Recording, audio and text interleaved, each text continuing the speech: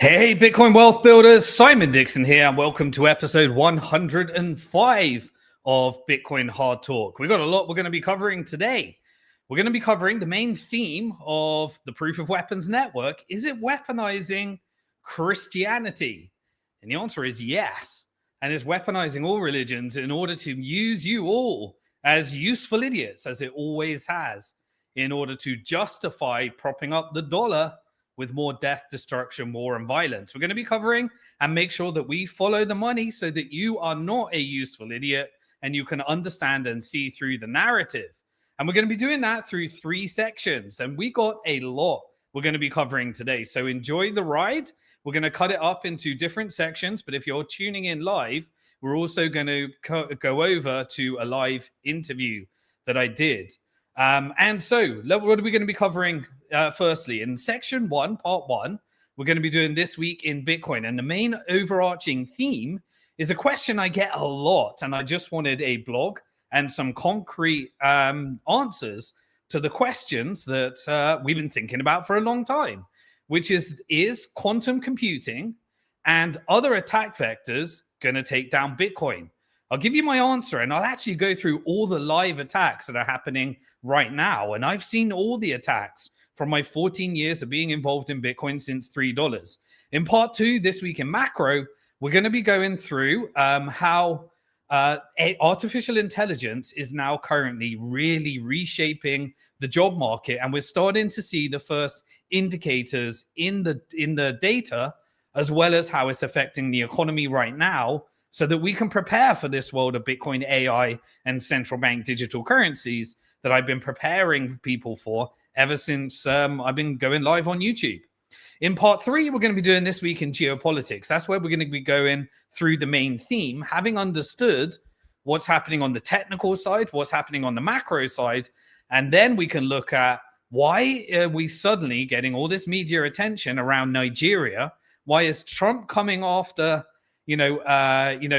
threatening Nigeria for killing Christians, how it connects to Israel and how it connects to Sudan as well, and how all of that is actually ushering in a global shift that I like everybody to be aware of, because power is changing. And what we've been discussing throughout the whole of Bitcoin Hard Talk over the years is really happening right in front of our eyes. And I'm so happy and proud of all the people that message me, because they're prepared.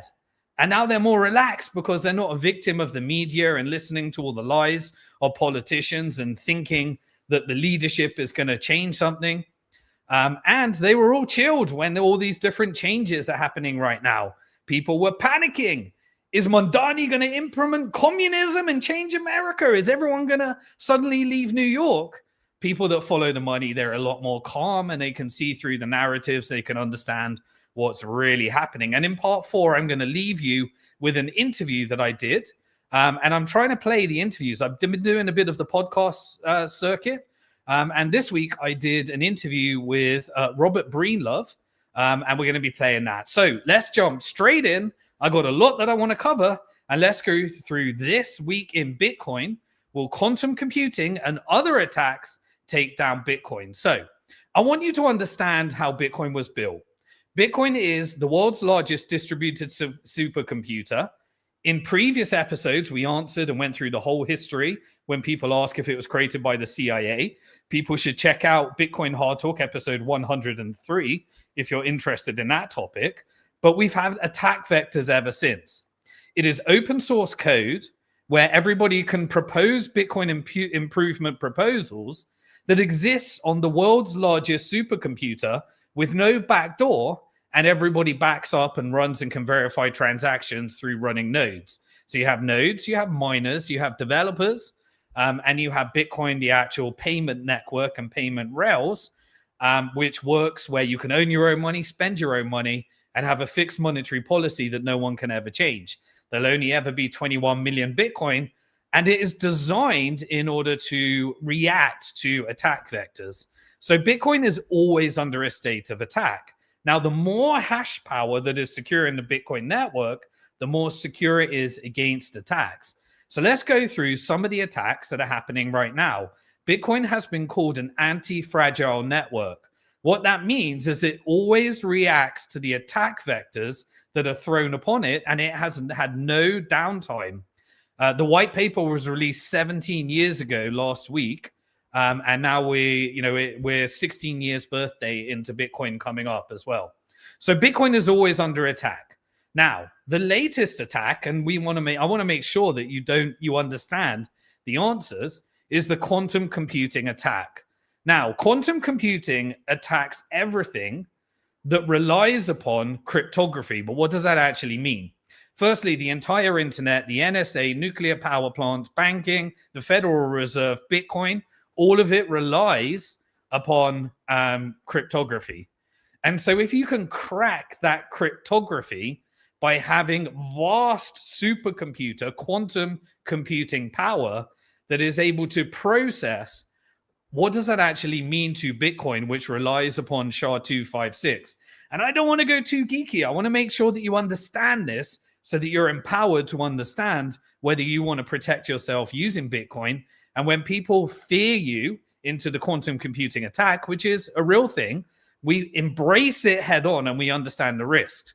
So quantum computers could, in theory, one day use basically something called Shor's algorithm in order to derive private keys from public keys. What the hell does that mean? So sending a Bitcoin is as easy as sending an email.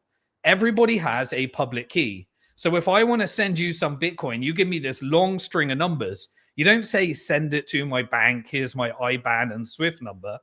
But that's the equivalent of the public key. So you could publish your bank details and all I can do is send you money. It's a pull network. It's a public key, essentially. So people share their bank details. I don't recommend you do that. But people can share their public key. And the fear is that people could use quantum computing in order to take the public key, reverse the cryptography, and decrypt what's called the private key. Now, the private key is your Bitcoin. So if you get access to my private key, you have my Bitcoin. And that private key can be backed up by a recovery phase and a PIN and all sorts of stuff. But understand that Bitcoin, like the private key is like getting your credit card details, your CSV number, and all the details around your card and your biometrics in order to be able to do that. So the private key you need to protect. Whoever has the private key owns the coins, essentially. You could give them to BlackRock to look after them for you, but they own the key. And we have a phrase in Bitcoin, not your keys, not your coins. And so what is the fear? The fear is that if I publish my public key, can a quantum computer decrypt the public key and derive the private key and therefore gain access to my Bitcoin? The answer to that is that once a theoretical supercomputer or quantum computer that is able to perform, which we are told, Microsoft is working on some and various other networks and military and China and various other things. But once we have one, it is estimated by the experts that approximately 5 to 10 million Bitcoin wallet addresses, and at today's price of approximately $100,000 per Bitcoin, that's $500 million of value, currently have old wallet addresses that would expose their public key. And potentially, it's not saying it's a full-blown thing, but if quantum computing is able to decrypt, then there's approximately that amount of value that might be exposed. So there is a 3-layer defense against this. And this is what an anti-fragile network means. It means that it's open source code that anyone can read if you can read code. It's on the GitHub repo. And people put forward Bitcoin improvement proposals, BIPs. And those BIPs then make it their way into code. And there is a decentralized way with the core developers and competing implementations to be able to put that into the code. Once it goes into the code, miners need to run it and nodes need to point to that code. And so it can only get implemented as Bitcoin once the whole community reaches consensus. And so it is through this mechanism that Bitcoin gets its commodity-like features, but at the same time is able to build defense where it is needed. So what are the 3 defense needed that the Bitcoin community and this anti-fragile network are working on? So again, I don't want to get too geeky, but those that are more geeky than me, P2QRH is basically a pay to quantum resistant hash. It's a type of hash. And again, I don't want to get into the geekiness, but BC1R is a type of address that is currently being worked on in order to make it quantum resistant to this type of attack. And what that essentially does is it keeps your public key hidden on chain. And so by hiding them on chain, you get a level of resistance against this. This is why, newer wallets are less exposed to older wallets, and it prevents the long-term key export, basically attack. And that is something that's being worked on now. If you want to look up this, then you can go to the open source code, go to the BitClub GitHub, and you look up BIP, which is BIP, Bitcoin Improvement Proposal 360. And that proposal is under active review right now by the open source developer community. And anybody that wants to read the code can read the code before it actually gets implemented. But it is a post-quantum signature, and it works off MLDSA Springs Plus. And so these are the types of things that are being used and actively worked upon. So the answer is that if quantum computing was readily available and able to decrypt right now, then we would need to push forward these proposals. But these proposals are in code review and being put forward. So the community implements things as they need to be implemented and when they need to be implemented. And we need to apply pressure, which is why you have like an open source boardroom where we all argue with each other and fight with each other in order to make sure that the community puts forward the best solution. It looks like, craziness to outsiders, but this is how the commodity-like features of Bitcoin is able to be achieved. And because it is secured by the world's largest distributed supercomputer, we get to have this commodity-like features, as we said. So quantum basically safe signature algorithms need to replace ECDSA. And again, I'm not going to go into that, but I just want for people to understand that these things are being worked upon. That is the second thing. This essentially prevents short exposure. Now, there's something called the mempool, which is where you can see how many transactions are in blocks and what you need to pay for those transactions. The way that Bitcoin works is it packages up all the transactions into 10-minute blocks. And then you can see all the transactions. And if you want to be included in that block, you pay a higher fee. This is why we have a competitive fee market within Bitcoin. If you want to wait longer for a block, maybe an hour away, then you can pay a lower fee and you're entered into this queue, which can be seen on the mempool. But these essentially, this attack makes transactions much larger. And so therefore it costs a lot more to use these quantum resistant addresses. So there's a trade-off. If you, once we move to this new form of address, it's more expensive to use them. And so there's something called op_CIV. And essentially it's a signature aggregation tool that is also already in review or to be put forward or to be allows for multiple inputs to share one signature. Again, if you understand that, then they will make everything cheaper so that you can reduce the cost in using these quantum resistant address. It cuts the fees by approximately 75%, making PQ protection economically viable. So that is the second thing and the third thing that needs to be implemented. So all this to say is that we have a path to quantum resistance. Now, sometimes it could involve soft forks, which is less disruptive, but you still have an internal struggle within the consensus mechanism to switch to quantum resistance. Other times you might need to do something more extreme. It's called a hard fork, where essentially people take this new version of Bitcoin and they have to update their equipment. The miners may need to update their equipment, and that becomes the version of Bitcoin. But we have been here before. This is what is famously known as the block war debate. the community had disagreements around, should we prioritize decentralization but have more expensive fees, which is smaller blocks, or should we make it more expensive to run a node, make it cheaper, and have larger blocks? And this was a major source of contention across the community. And what ended up is we had a hard fork, Bitcoin remained, then we ended up with another version of Bitcoin. The community went off, they called it a different name, and Bitcoin prevailed. And so this is how we have our decentralized, consensus-driven, and the more mining power and hash power, and the more people are running nodes, and the more people that are holding their own private keys rather than giving it to BlackRock, the more you can participate in the consensus of this network. So all this to say is that, yes, Bitcoin is anti-fragile.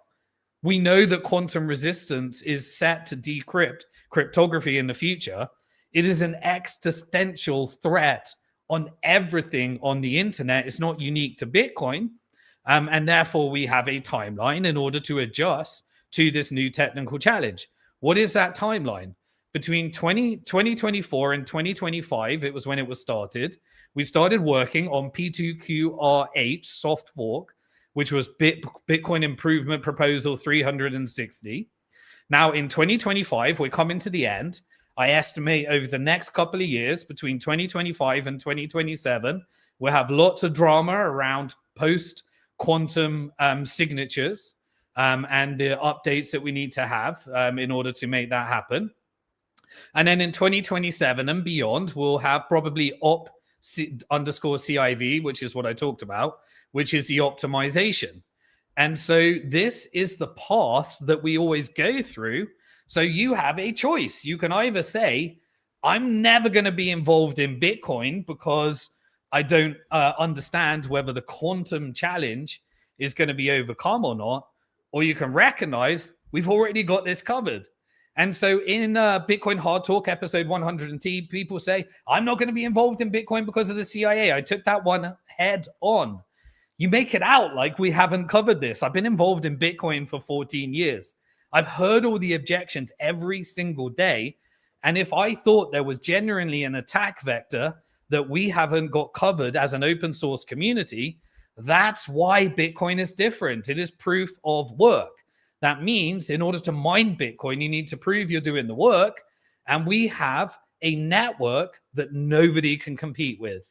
You will never create another Bitcoin backed by the proof of work with the network effect that everything has happened. So the global, crypto standards, they kind of, rely upon having this type of PEQ post-quantum compliance by 2030 to 2035. So that's what the global world consensus is saying. The world needs to be quantum resistant. And so by 2030, which we've got another 5 years, or 2035, the world needs to figure this out. So we've got within our roadmap how Bitcoin is going to adjust to the quantum threat. Now, remember, why would you want to use the quantum threat, which is incredibly expensive? Because it creates absolute disruption in the banking system, the internet, everything. The entire proof of weapons network would destroy its entire network if it ever used it. So it is an attack vector to make Bitcoin stronger that we need to prepare for. So what are the takeaways that you need to understand? Basically, you need to avoid reusing old addresses. What does that mean? It means using a hardware wallet. And using a hardware wallet does this by default in some of the hardware wallet settings. So this is the advantage of learning self-custody. If you want to learn self-custody, and I'm talking about sit down in a calm environment and do a course and learn how to self-custody your Bitcoin, which means you can own your own money, spend your own money. You can have, reusable, unique addresses. You can have the security features that are needed. Then head over to simondixon.com. Myself and Andreas Antonopoulos, who wrote the book Mastering Bitcoin, way more geeky and technical than me in terms of the technical side. I asked him, can you create a free course for anybody that is a member of the Bitcoin Hard Talk completely free membership portal. And he created 8 modules, and we went through them, and a guide for everybody to have. I want everybody to learn how to self-custody. And so that is, learn how to do this, learn how to, it's just a new skill. And once you know how to do it, you get the freedom and sovereignty that comes with Bitcoin. Look out, if you really want to get geeky, there is a community, and you can watch out for the migration to the new BC1R address format. And those hardware wallets will adjust to that if they haven't done that already, and they will adjust to it as well. This is the advantage of self-custodying as well. So that is the quantum attack. But the proof of weapons network, in order to utilize that attack, would have to take down the proof of weapons network as well, because it relies upon the same cryptography.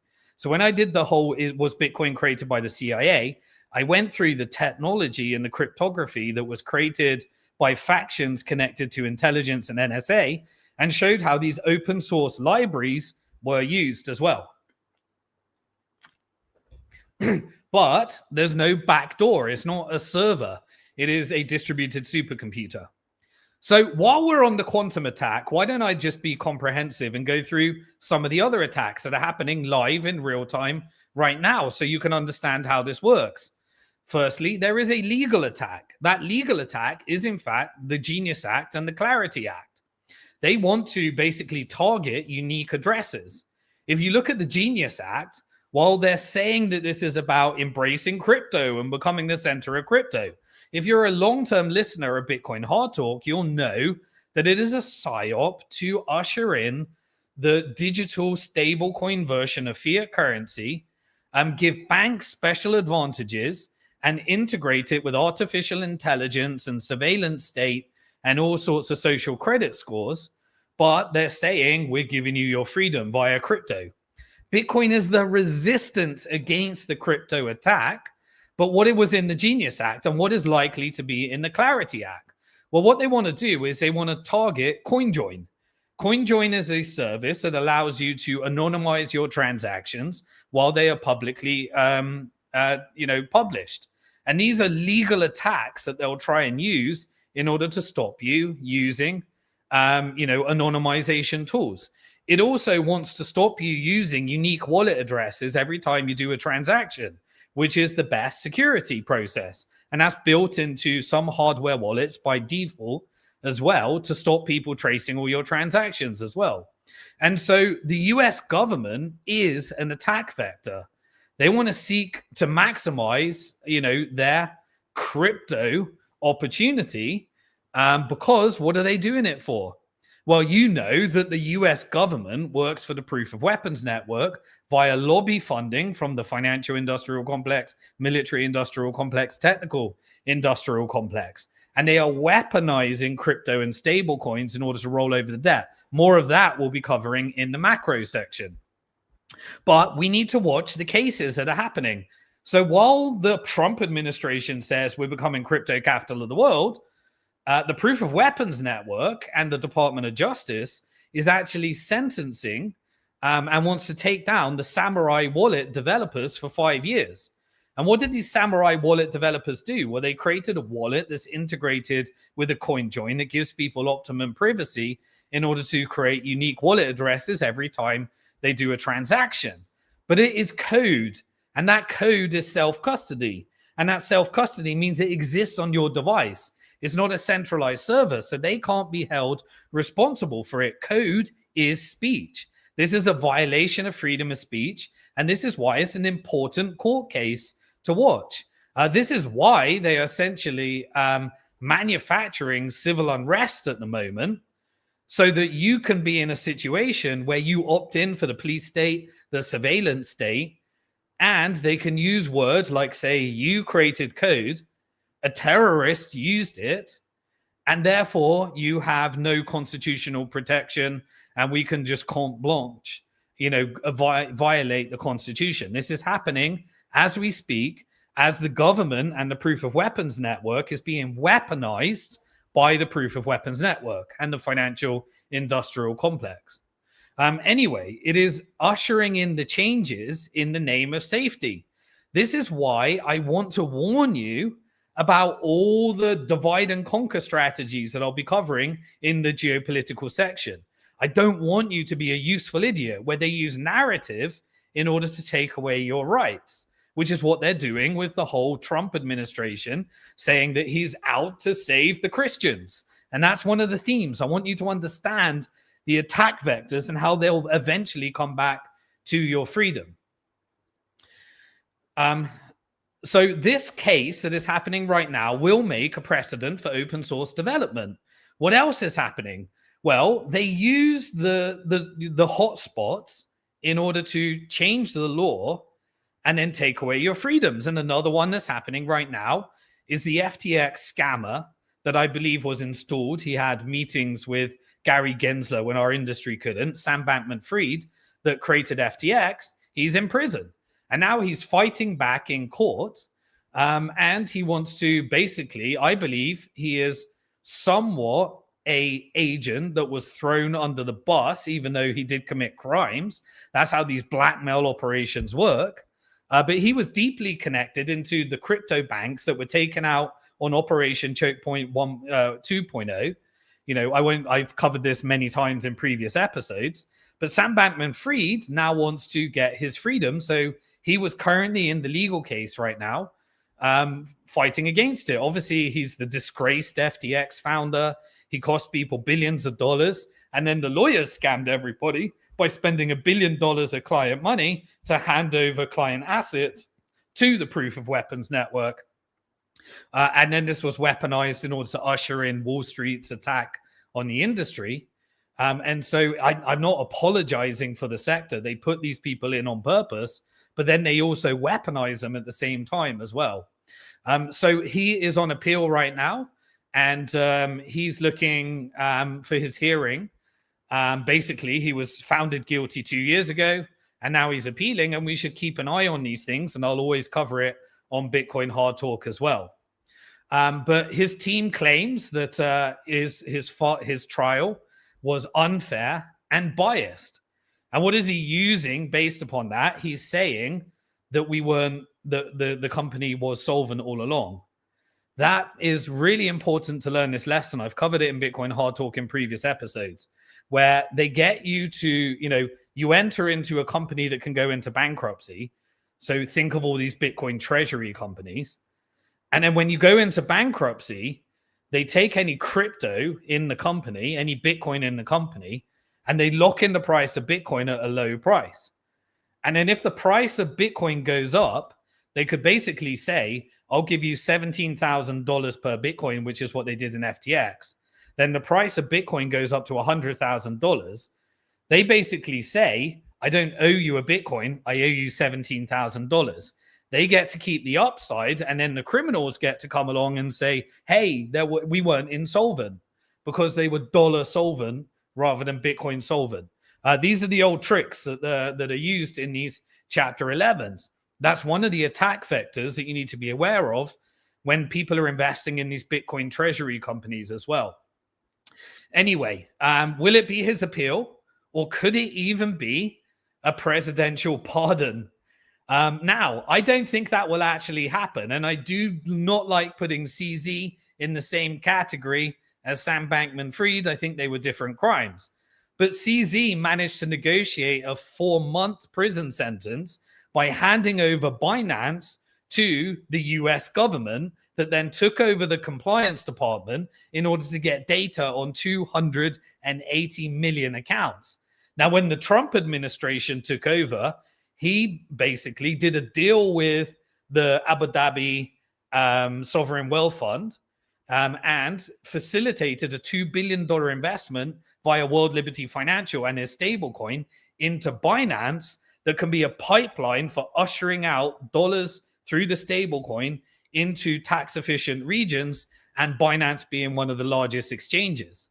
Now, CZ was pardoned via the Trump administration, and obviously he only got 4 months prison, and he able to buy himself out of that as well, and be able to do these types of deals that we always cover when you follow the money. that allows for these Gulf Cooperation Council countries' investments and what I call the stablecoin trade. But anyway, US lawmakers are set to, all meet with President Trump and the crypto czar David Sachs. Who's David Sachs? David Sachs was part of the team that was part of the PayPal mafia, Elon Musk and Peter Thiel. Peter Thiel, who secured funding via Jeffrey Epstein and various other networks that built up J.D. Vance, who's the vice president. And the PayPal mafia are ushering in the surveillance state via taking on data with Tesla cars, Palantir, artificial intelligence, using military Pentagon budgets to build shareholder value for themselves. While they weaponize all of this technology, they used X in order to build what I believe will be a social credit score, give you freedom of speech rather than freedom of reach. So you talk, but you don't get projected. And David Sachs is the crypto czar under the Trump administration to facilitate all of these Bitcoin and crypto market and artificial intelligence and structure this legislation.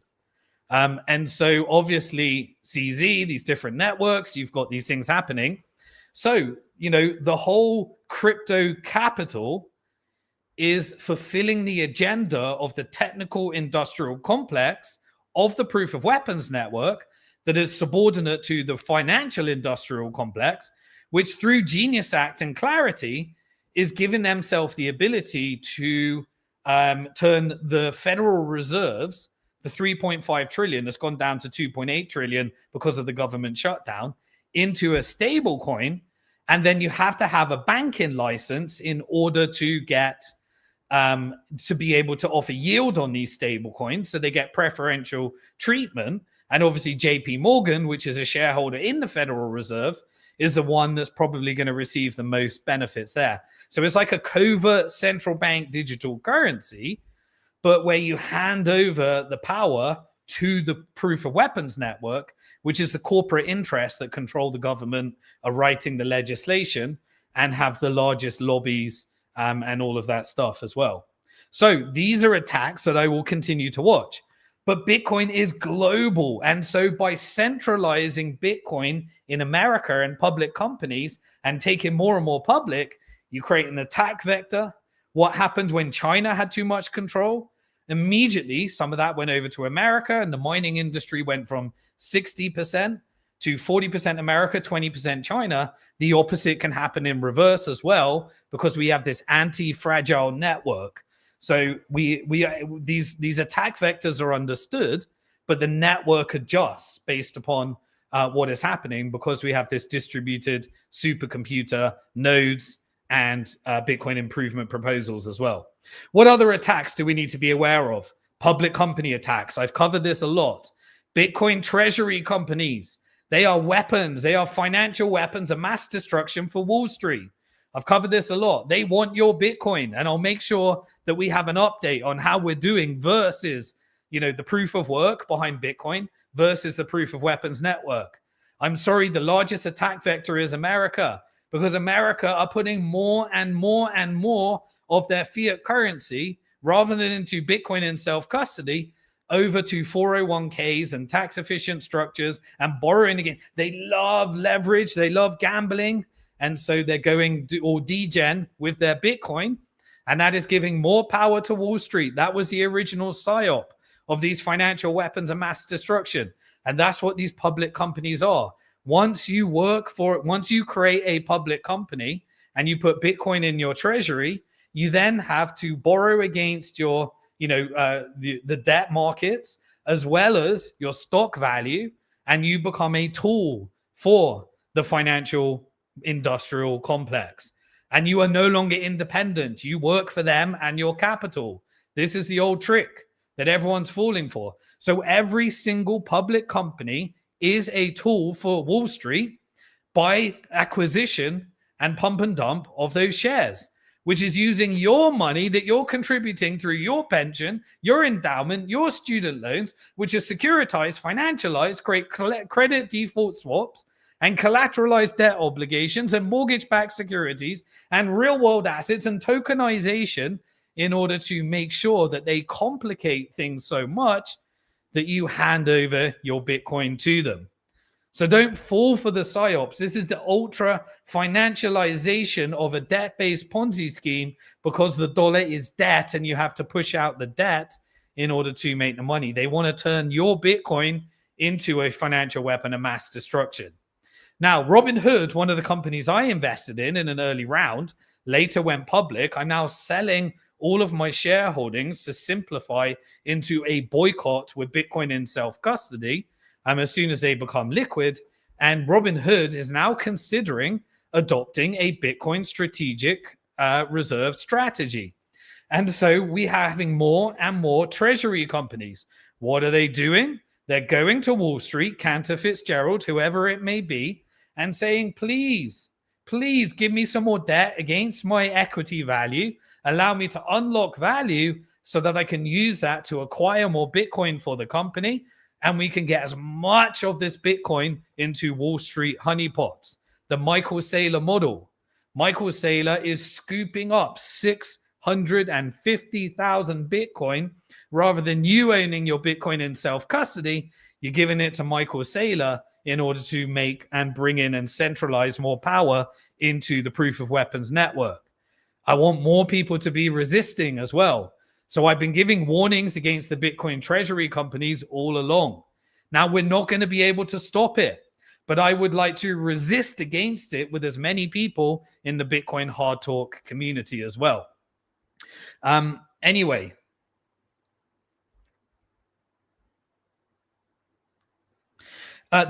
Here's one of the warnings that I gave. Remember now we had something really interesting this week.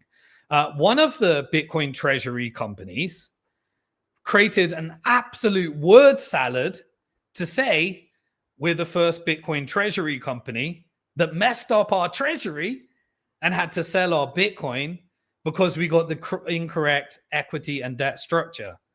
And this is what financial weapons and mass destructions are for, so that they can end up with your Bitcoin. So now you own shares in a Bitcoin treasury company that had to sell that Bitcoin in order to meet some of the demands based upon the debt instruments that they created. What was the name of the company?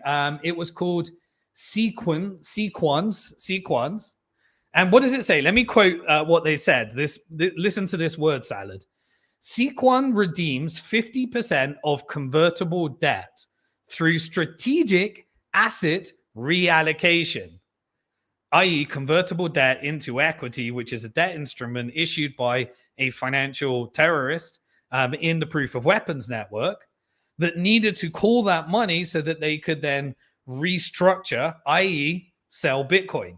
What did they say? This move opportunistically leverages Bitcoin holdings to enhance financial flexibility. So saying that you messed up your Bitcoin treasury and over leveraged and you didn't foresee the price crashing and therefore you didn't mine enough fiat currency, now you call that flexibility and a financial innovation. What this does is what they say, quote, it reduces our debt to net asset value ratio and boosts buyback capacity while preserving long-term treasury optionality, i.e. they had to sell their Bitcoin because they didn't manage their treasury well, and now you own those shares rather than actually, and this is how Wall Street gets control. Please don't fall for this stuff. You know, if you want to own Bitcoin. Do it the hard way. Do it with proof of work. Stop looking for the shortcut that will end up you being a tool of leverage for the proof of weapons network. So this is how the Bitcoin treasury company essentially says we sold a chunk of our Bitcoin because we mismanaged our treasury. And this is how I frame it in a word salad of financial weapons of mass destruction. Please self-custody and please learn how to do that. They had one job and one job only, which is to manage their Bitcoin treasury. And they've already failed. Why? Because they have expense. They want high salaries. They have to have all this operational compliance cost. And they want to become a conduit between you and your Bitcoin by adding a Wall Street tool on top of it. And Wall Street is cashing in. The investment banks are going crazy. They created over 100 of these things. And what are they going to do to them? When they mismanage a treasury, over leverage them, create a pump and dump, create a margin call, borrow against their Bitcoin, and they'll end up with the Bitcoin in the margin call. And they have managed to centralize as much of those Bitcoins away from you through leverage over to them. And this is exactly what Wall Street wants to do. This is a wrapper on top of your Bitcoin so that they can own your Bitcoin in the end. Get smarter, people, and I'll keep warning you as well. Right, what else? What other attack vectors is Wall Street doing right now? What about the Bitcoin miner public company and the AI data centers? I'm watching these very carefully. So a lot of these mining companies have begun going public and becoming tools for Wall Street. And so by becoming a tool for Wall Street, it creates an attack vector that we need to watch. One of those financial weapons of mass destruction that is providing hash rate and Bitcoin, and we need to always watch, is a company called Iron. Iron, I-R-E-I-N, Iron Technology is now partnering with Microsoft. Yes, Microsoft, part of the Magnificent Seven. Why are they doing that? Why does this make sense? So we have a need for data centers across the artificial intelligence industry. They cannot get enough energy. This is why there's going to be peace in the Middle East, because the Proof of Weapons Network, via its financial industrial complex, is negotiating with the Gulf countries to create regional stability. And they're saying, end the forever war model, stop bombing us. And so they're going through a negotiation. We'll cover more of that in the geopolitical section. And so what is it that the Bitcoin miners are struggling with? Well, as artificial intelligence is sucking up all the semiconductor chips, the Bitcoin miners are not being able to pay enough because they need cheap chips, cheap ASICs, and they need cheap electricity. And so they're not getting the chips that they need. So what is happening here? The financial industrial complex is saying, let's take some of our nodes like Microsoft, let's partner them, merge them and acquire them with the Bitcoin mining companies and the artificial intelligence companies. It means that the Bitcoin miners get access to the chips that only Microsoft can secure via Taiwan and those trade route channels that are a part of the China-US trade deal. And Iron gets access to those chips, and Microsoft gets access to the data centers and the electricity contracts, and they can get to market with artificial intelligence sooner rather than later. They can monetize Bitcoin, but AI is eating up some of the hash power. And so we need to build independent mining networks, which we have. You know, America's only got 40%, but we need to watch that. And that hash power needs to be geographically diversified with private companies as well. And that's why we need to watch, and I always watch the power. And so how does the Proof of Weapons Network gain access to more power? They persuade Bitcoin miners to go public, and then they can engineer mergers and acquisitions that pumps up the share price in order to unlock more value and allow them to borrow against their stock in order to make them debt slaves to the American Proof of Weapons Network that controls the government. And so Iron went up 6 times this year in share price. And so, those executives and those miners should be considered as, yes, providing security to the network, but also they have Wall Street attack vectors. So Bitcoin mining going into an artificial intelligent pivot is one of the attack vectors that we need to resist and understand. But Bitcoin's always anti-fragile. So we need to ensure that mining is diversified. It is. About 20% happens in China. About 11% happens in Russia, from what we can tell. We can see that there is vast happening. Dubai has mined about 6,000 Bitcoin with their new mining operation.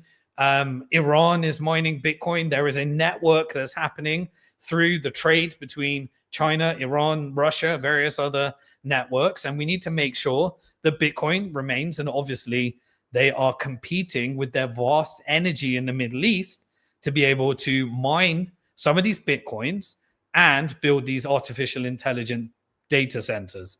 But we need to make sure that some of it remains private as well to diversify. Who is the largest private miner? It's Tether. Tether is essentially taking the US debt-based Ponzi scheme, giving people a stable coin, buying treasuries, taking those yields that the US government is paying on their debt, buying Bitcoin and investing it in Bitcoin mining, which is mainly happening across the global south. So we're getting new fields powered by geothermal energy and volcanoes in El Salvador, Uganda, various other places across Africa, renewable energy that China's investing in. And we need to keep an eye on that. Now, Tether is a private company, so we need to make sure that it is not centralizing in the private company. And we need to be aware that Tether remains independent from US. Now, we're seeing, when you follow the money, and I covered this, that stable coins are being used to refinance the US debt. So now Tether is close to the Trump administration. They're paying for, part of the technical industrial complex, investments in the White House ballroom, and they're gaining more power, setting up the US side. And who did they recruit? They recruited people from the White House crypto and AI team in order to join and create a genius at compliant version of Tether. So we need to watch these attack vectors as well, and I'll keep analyzing them as they come through. Remember, stable coins are not always stable. And we saw that as well. One of the things that we saw this week, just to cover a bit of news, rest in peace. There was a staked stream. What was it called? Staked stream USD. And it went to zero because it was one of those algorithmic versions of a Terra Luna scam that puts a decentralized wrapper on top of a stable coin. So remember these attack vectors as well, because they will be able to fire these different things. What else do we need to watch out for? The one that I've always been warning is the Wall Street attack. They took down the industry in 21 by taking out and installing Ponzi schemes, and then taking out those Ponzi schemes, and then using the Biden administration to wipe out those people, and then also usher in the Trump administration, and then say crypto friendly, which means that they're building the surveillance state and the technical industrial complex. And suddenly you have all the tools that are needed to take your Bitcoin and put it in the Wall Street wrappers. So BlackRock now has approximately 800,000 Bitcoin for its clients in custody in Coinbase. Coinbase went public. I was an early investor in it when it was private, and now it is a tool for Wall Street. This custody, thing. Now they want to usher in the multipolar world, which is the long-term BlackRock strategy. Use America for its capital markets, but start denominating financial weapons and mass destruction in foreign currencies that are also on the network. So we started to see that not only are Bitcoin ETFs and ETPs launching in UK and Europe, but we're starting to see them launch in Australia. They want your Australian dollars not to go into Bitcoin in self-custody. They want to own the Bitcoin for you, and your pounds and your euros and your Japanese yen and your Hong Kong dollars and all of the nodes on the proof of weapons network. And so we're going to see more and more of these as well, because now they're looking for new markets. What about all the retail money? Well, the retail money is locked up in the proof of weapons network via Charles Schwab, the retail broker. Now, Charles Schwab is a $7 trillion asset manager. It's not as big as BlackRock, which is about $12 trillion. But it's still a ginormous node in the proof of weapons network. They're launching and said that they're about to announce their crypto trading in the first half of 2026. That comes from the CEO, Rick Wurster. And so we're starting to see that. So what I wanted to do anyway is I just wanted to give you some matrix for how we're doing in terms of maintaining the proof of work versus the proof of weapons network. So firstly, with the big pools of Bitcoin that we know of, let's look at how we know they are right now. So we have retail holdings of Bitcoin in self-custody of approximately 71.75% of all the Bitcoin. So we are still vastly winning with proof of work. But the proof of work network is having the attack vectors that people more and more are falling for. So how well has the exchange traded fund ETFs done? They've now got 7.07% of the Bitcoin. Now, how many Bitcoin are to be mined? We've already got approximately 20 million Bitcoin already mined. So there's about another 5.03% that is still to be mined. The ETFs have got 7%. So what else do we know? Well, Satoshi, we covered Satoshi. Go back to Bitcoin Hard Talk episode 103 if you want to know the secret story of Satoshi Nakamoto. The Satoshi wallets have about 5.22%. So even if Satoshi came back to life and moved the wallet and sold the Bitcoin, the proof of weapons network would love to gobble them up. And they'll use that in order to get some cheap Bitcoin. And hopefully you'll buy cheap Bitcoin with them because you're not scared of the FUD. But I personally believe that those wallet addresses can't be moved. But either way, it's okay. It doesn't change the fundamentals of it. It just means you take out part of the network, the price corrects, and you get cheaper Bitcoin. It's part of your longer term strategy. Now, what about these public companies? They've got about 4.45% of Bitcoin. So you can add the 7% plus the 4.45%. Wall Street is gaining over 10%. That's why they want to launch Bitcoin-backed loans so that they can get more and more of them. What about governments? Do we need to watch the governments? Well, from what we know about governments, they got 2.64% of the Bitcoin. What about private companies? We know of about 2.03% that is held with private companies. And what about those that are using Bitcoin-based decentralized finance and DeFi? That's about 1.25% of the Bitcoins are locked up in DeFi contracts. What about the Bitcoin mining companies? Well, they've only got about 0.5%, 0.52% of all the Bitcoins on their balance sheet. And so we are still doing very well, but we need to keep monitoring these activities, and you need to decide which side of are you going to be giving power to yourself via peaceful proof of work, or are you going to be giving more power to the proof of weapons network to mine some more fiat currency and use your Bitcoin for their power as well? Let's go through a few more attack vectors that are happening this week. I told you there was a lot to cover. What about the tax attack? Well, France is voting on whether to tax large crypto holdings, but it's not going to be just crypto holdings. So it's not a unique attack. It's basically calling crypto holdings unproductive wealth, i.e., a new tax bill would basically take and define unproductive wealth and unproductive assets.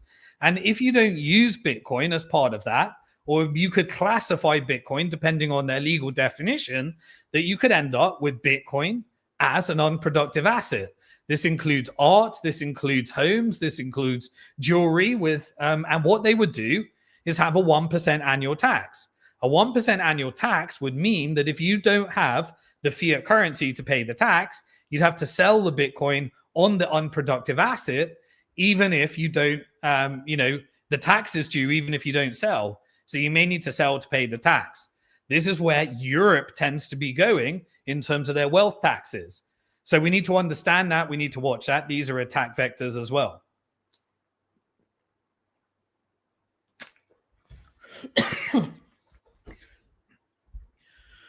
Okay. So those are the different types of attack vectors of an anti-fragile network. Excuse me. The water went down the wrong hole. So how are we actually doing? Bitcoin is now approximately 2% of all global money in the world. Think about that for a second. The entire fiat currency industrial complex and all gold, excuse me, the largest commodities in the world, Bitcoin represents 2% of that. That is a remarkable achievement. The market capitalization of Bitcoin right now at the $100,000 price is approximately $2.32 trillion. $2.32 trillion. That's 2% of the network. Let's compare that with Japanese yen. So Japanese yen, an essential, the Bank of Japan is a node on the proof of weapons network that is going independent at the moment, created the Japan carry trade. The Japanese yen is about $9 trillion. So we're close to the, not too far away from the market cap of the Japanese yen if we go up further from here. The euro is about $16 trillion. The US dollar itself is $21 trillion. Interesting, 21 million Bitcoin, $21 trillion. And the Chinese yuan is $35 trillion. Others in the network are about 11.6 trillion, all the other fiat currencies. And so we represent 2% of all that entire value. That's pretty remarkable. And it is going up and it is eating the fiat currency. That's why they want your Bitcoin as a transition to multipolarity, because all those currencies are being devalued, and they devalue them in order to get you to spend your Bitcoin and invest it with them. And interestingly, we saw an announcement from Kazakhstan. Kazakhstan is considering now taking some of their gold reserves and selling a percentage of it in order to have a national Bitcoin reserve to buy Bitcoin. Interestingly, they also made an announcement that they may be joining, Trump said that they're going to be joining the Abraham Accords in that part of the region. And at the same time, they're considering Bitcoin strategic reserves. Now, the other thing is making sure that we actually use Bitcoin as a currency, which most people don't because of the tax structures.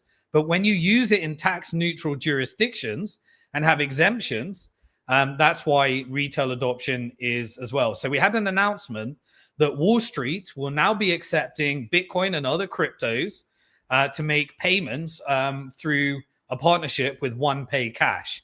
Essentially, that's 150 million merchants and users that will now be able to use their Bitcoin and crypto, and you can integrate it with Bitcoin debit cards and various other things. So overall, people are trying to panic you right now because Bitcoin went from $125,000, lost approximately 20% of its value from its all-time high, down to about $100,000. These are the schemes that I've been warning you about in Bitcoin Hard Talk in order to engineer leverage to fool you between you and your Bitcoin. What is the real matrix? Well, the real matrix of Bitcoin success is, in fact, its hash rate. Its hash rate represents how much is being invested in mining Bitcoin and how much are they willing to invest in mining Bitcoin. And the hash rate is at a new all-time high. While the price is coming down, that signifies to me that these are shorter-term corrections using leverage in order to get people to sell their Bitcoin so that they can centralize more. So you got 20% off its all-time high, while the hash rate is still at its all-time high as well. So follow the miners, follow the money, understand that the resistance is Bitcoin in self-custody. Stop using those Wall Street wrappers and don't borrow against your Bitcoin to mine more fiat currency. And I understand you need to manage that as well, but Bitcoin is fine. And all of these attack vectors, it is anti-fragile. And anytime anyone asks me, are you scared of quantum computing? Are you scared of BlackRock? Are you scared of all these things? My answer is yes, I watch them, but I also know how Bitcoin adjusts to them. And that's why I encourage people to hold their Bitcoin in self-custody, because we are moving to two-tiered Bitcoin. Bitcoin in Wall Street, Bitcoin levered up, and Bitcoin in self-custody, unlevered. And you should own more Bitcoin this month than the previous month, and do that every month for 4 years. And if you do it in self-custody, you're boycotting the Proof of Weapons network, and you are building more freedom for yourself. So I told you I had a lot to cover on that. I hope you enjoyed that. And now we're going to move over to part 2 of Bitcoin Hard Talk, episode 105, This Week in Macro. And the main overarching theme of what I want to cover is artificial intelligence and how AI is reshaping the job market and the economy, and make sure that we understand what is happening right in front of us, because we have more data than ever. Just going to give myself more water. Do me a favor, like, retweet, share, add a comment, help me get the algorithms moving. It is really working. We're getting more people watching these videos than ever. The numbers are up, the subscribers are up, but it's 100% organic. We're not getting traffic from the algorithms. We're getting traffic from you. So I really appreciate that. Okay, on the macro side, you all know my view We are in a uniparty. Trump is not taking on the deep state. The deep state is the construct that props up the dollar and the debt-based Ponzi. So any taking on of the deep state weakens the dollar in order to create capital outflows and move the world to multipolarity. Tariffs do the same. It resets every relationship, drives people closer to China, allows the proof of weapons network and the financial industrial complex to acquire companies that are export dependent, consolidate them up and consolidate power, and have a hidden tax on the importer. And the importer is the US, because the US is increasing its debt. It's not reducing its debt. It has to have a trade deficit as well as a fiscal deficit, which means it needs to import more than it exports, and it needs to spend more than it takes in tax in order to maintain world reserve currency. But that is being hedged out, as we are seeing. Now, the currency, the DXY, had a bit of a pump above $100 again, and has now corrected back down sharply, while the long-term cost, the long-term 10-year and 30-year bonds, had a spike up again after a bit of a correction, and we had a weakening of the dollar again. That's a classic play, and that is due to job data as well. But the destabilization campaign to make America shrink into a regional power through tariff policy, Trump is doing everything that the financial industrial complex would want him to do, that he was paid to do. But obviously it gives you a MAGA narrative to make you think that this is, if you get that, you know, the construct of propping up the dollar that he's taken away are all the things that is why you need to protect yourself from the dollar. And so we follow the money and go past the narrative and understand that. But various things are being used. So the tariffs, the government shutdown is a major source of destabilization at the moment. What is the government shutdown? The government shutdown means we've hit a debt ceiling, $38 trillion. Now, because we're increasing the debt and pretending that we're suddenly going to start paying down on debt, which can't happen, you can only increase the debt ceiling. So the Trump administration said another $5 trillion for the financial industrial complex, but we need the long-term rates to have higher rates, higher interest, and the short-term rates to be subsidized in order to roll over the debt. And we will take our long-term bonds and replace them with bills and shorter-term dated treasuries. And we want to manipulate the price down so that your pension gets a smaller interest while we pump them all into your pension and your stable coin, and you subsidize the devaluation of the debt, which creates lots of inflation. And we need deflationary tools like artificial intelligence. What does that do? Takes away jobs. And so you can see how this incestuous system of the debt-based Ponzi scheme is being strategically weakened. So when you hit the new debt ceiling, you then need a big, beautiful bill to get all the crony capitalism. The average American that doesn't own assets pays the bill through inflation, and their debt is propping up the consumption industrial complex by making you borrow at 30% interest on credit cards, payday loans at 40%, auto loans so you don't own your car, mortgages so you don't own your house, food that's borrowed on pay as you go, and payment systems and everything that's subscription services. That's the consumption industrial complex, where you end up with the debt, but you don't get the productive assets. You get consumption products, which puts you in a worse position. While those that own the assets, they can borrow at 0% through quantitative easing, and they get to leverage that 30% interest that you pay by borrowing at 0% through financial weapons of mass destruction and the banking system by mining fiat currency every time they issue a loan. Now, what does the government shutdown do? Well, this is just the left and the right that are all paid for by the same lobbies, by the proof of weapons network that controls both sides of the political rhetoric.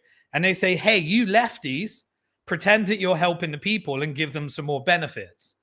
And who's going to manage those benefits? The financial industrial complex. Now, on the other side, the Republicans, they say, no, we're going to invest that money into artificial intelligence data centers in order to win the AI race. And who's going to receive that money? the technical industrial complex. And who's going to buy that bond and debt? On the long term, they'll receive the higher rates because they've got the 30-year and 10-year treasuries. They'll receive the higher rates and all the yield and the interest. But everyone else will pay the shorter term rate, which is being manipulated down via the Federal Reserve System. It's massive wealth transfer up to the proof of weapons network. So the right say we're going to spend it on military, we're going to create the War Department, we're going to make America, we're going to make sure that it goes to Palantir so that we have a stock price that outperforms everything based upon you investing in your surveillance state. And you basically end up paying for your demise and get the subsidized yield at the shorter term rate. And the government shutdown is simply the proof of weapons network that controls both sides arguing over where the money goes. You might get some benefits in inflation, but the financial industrial complex will manage it. You might be fooled into thinking that they're making the government smaller, while you get crony capitalism and socialism for large corporations, while you may own some assets, and so you're in the 1%, and you're basically screwing over all the others on the wrong side of the Ponzi. And this is the economy of the K-shaped economy. And so the government shutdown, you can use it for two reasons. You can leverage your negotiations between your Congress and Senate, but you can also weaken and reset to the multipolar world order, which is what we're seeing right now. And so this is the longest government shutdown we've ever seen. Seems like a proof of weapons network operation to me, but now the government can't pay their staff.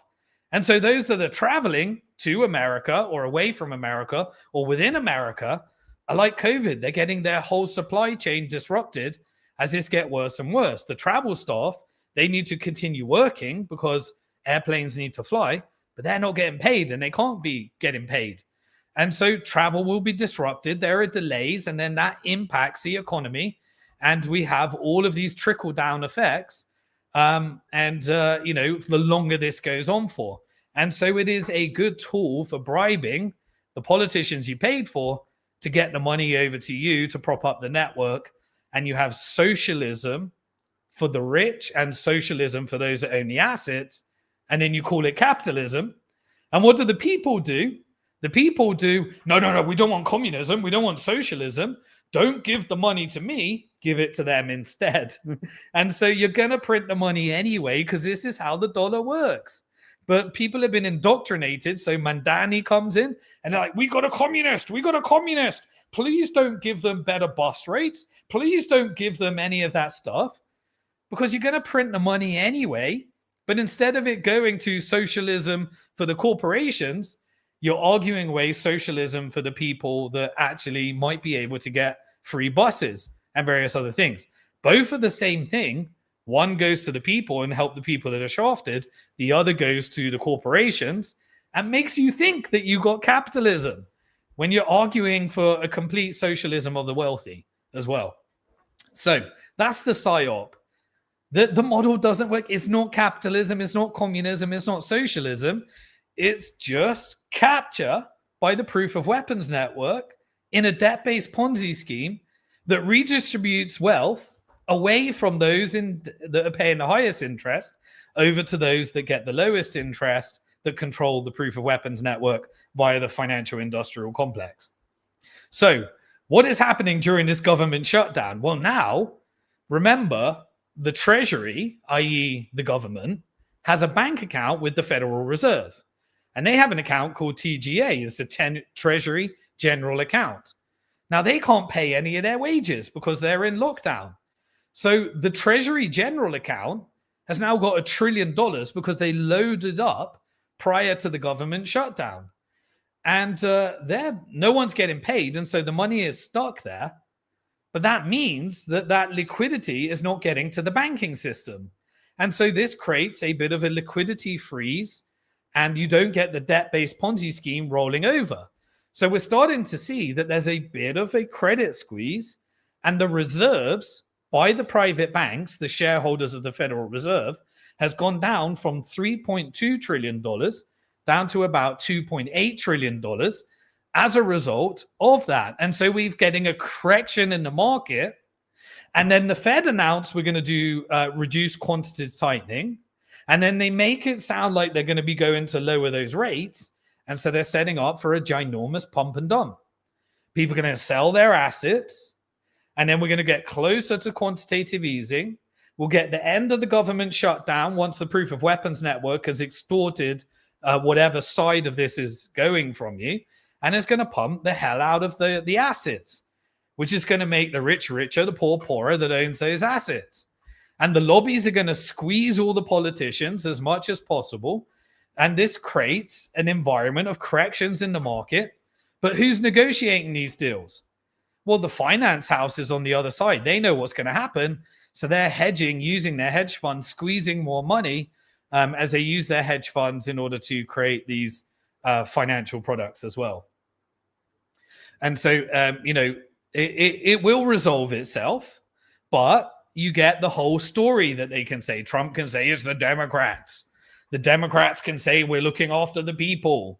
The Republicans can say we're not doing communism, we're not doing socialism.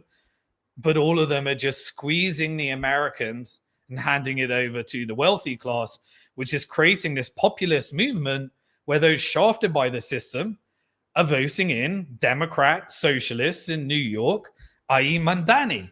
And who is Mandani? He can fuel all the religious tensions. And we'll cover more about that in the geopolitical section, which is a theme that I want to eventually return to.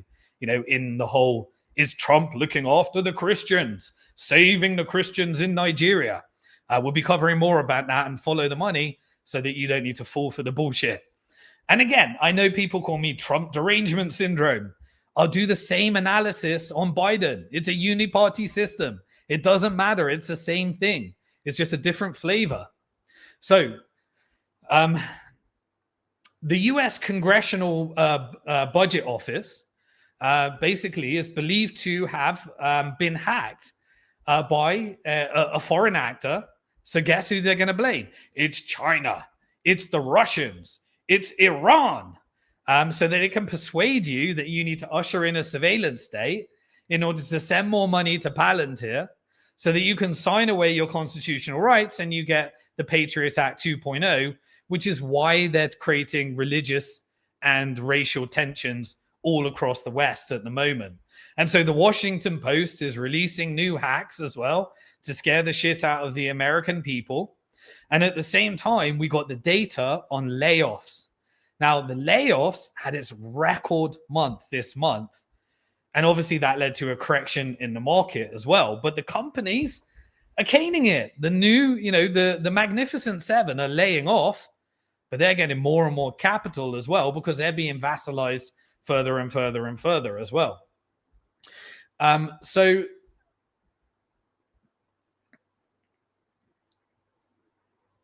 what I think we're getting towards here is essentially Trump needs the ultimate blame shift. And so he can use these destabilization campaigns, i.e. the court saying you can't do tariffs, so that he's got his get out of jail free and opt out so he can blame the court. Or rather than say what's happening, he gets to say it's the Democrats because they did the government shutdown. But in the end, it allows for the narrative transfer to fool the Americans into thinking this is about making America great again. But what is really happening?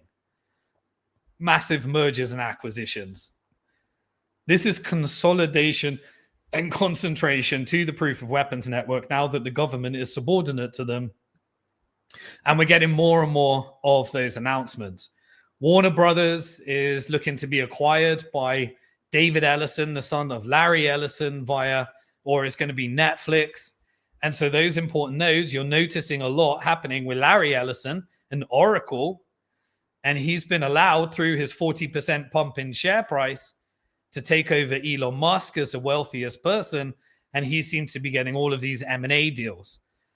That represents some of the TikTok US deal that's happening that we've covered in previous stuff as well. Now, the Fed also had to inject another $24 billion into banks as a result of this. And so who wins in the end? You get to inject liquidity. You get to move from quantitative tightening to quantitative easing, which is how the banks get their 0% interest, and the rich get richer and the poor get poorer. And now there is a total of $125 billion that has been injected into the banking liquidity just in the last 5 days alone. And so that's showing some of these strains that are happening right now. At the same time as the Fed announcing that it's going to be pivoting into balance sheet expansion slowly, saying we're not doing quantitative tightening, we're slowly moving over to QE, and employment is going to be the reason, as we've said, because it's got that dual mandate. So where is the debt situation as it currently stands? So America is in a debt ceiling at approximately $38 trillion and can't make any of its payments until they get to roll over the debt and get more money extorted out of the American people. What is the American people situation at the moment? Well, $18.6 trillion is the current household debt. That is $18.6 trillion that the banks mined and receive interest on. $13.1 trillion is the mortgages. So that's your lifetime enslavement, mining fiat currency to pay the interest on the debt that the bank got to create in the first place because they create the digital dollar every time they issue you a mortgage. $1.7 trillion has been mined in auto loans. So you don't own your car, you loan nothing and be happy. You loan the debt and all your income goes to paying off the debt for the proof of weapons network. $1.7 trillion is the student loans. So get the students, get them their credit cards, get them their mortgages, get them all of this debt on top of debt, get them all the household debt to supplement their income, and suddenly they can't have children. More and more people need to work, and you get the unproductive state that the West is in right now. That creates civil unrest. So all you need is to fuel through immigration, some racial tensions and various other things. And you can use that as a destabilization campaign. What about credit cards? $1.2 trillion in credit card debt across America. The banks created every single cent of that just by having a banking license as they mine some more digital currency by you borrowing it into existence. And if you've got any wealth, if you manage to use Bitcoin to escape the cycle, they want you to own it in custody, borrow against it so they can turn you into a collateralized Bitcoin obligation and roll you up into a margin call and take your Bitcoin as well. We had announcements from Challenger, Gray, and on Christmas report, and they said we've had the highest layoffs for October in 22 years. So 2003. And this was massive layoffs. It's like, remember what I covered last week? They've been saving them, implementing the artificial intelligence and robotics, and then they're going to roll it out to all the others as well. So that lays out the model. So far, there was over 1 million layoffs that have been automated for this year alone. So that's this made it into basically a major low. Normally low, higher, low, fire is normally the labor market. But we're seeing those layoffs, and I think they're due to artificial intelligence. We don't know, but they gave their reasons. And so you can either believe the data or not. But they said the reasons of what they're automating, the largest reason was automation. I think one of them was also Doge, the government jobs. So the government's laying off through automation and artificial intelligence. But also at the corporate level, warehousing is being automated, i.e. they are building robotics in order to automate, to remove staff so that they can function in an environment where they have to pay these tariffs and additional taxes on the small business, and the large business is also doing that as well. The second thing that the largest amount of layoffs was from technology companies. So technology companies are leading the layoffs. And at the same time, NVIDIA became a $5 trillion market capitalization. And the Magnificent Seven are eating all the stocks, making it look like the stock market is reaching all new all-time highs, which it is, but it is concentrated in these major technical giants, which are hiring through H-1B visas Indians to build the artificial intelligence. They're automating warehouse and technology, and they're laying off their staff. This is what they call rebuilding the manufacturing base. This is what they're dealing with. That is how they're going to tackle the inflation from rolling over the debt to devalue the government debt and try and combat it with some deflation, which is layoffs. That all points to universal basic income, stablecoin rolling over of debt, and radical shifts at the end of a debt cycle. And why do you think BlackRock is engineering this multipolar world? It's looking for higher returns elsewhere. And it is hedging and weaponizing the dollar and scraping and asset stripping the economy for everything it can, while the Gulf countries and various other foreign countries are investing $17 trillion, which pushes out the returns through foreign direct investment and pushes those capital flows where they can buy influence over vast American assets. And so the reason for the layoffs that they attribute, the first one, the biggest reason they gave was cost cutting. And the second reason, the largest reason, was artificial intelligence that they gave. Which were the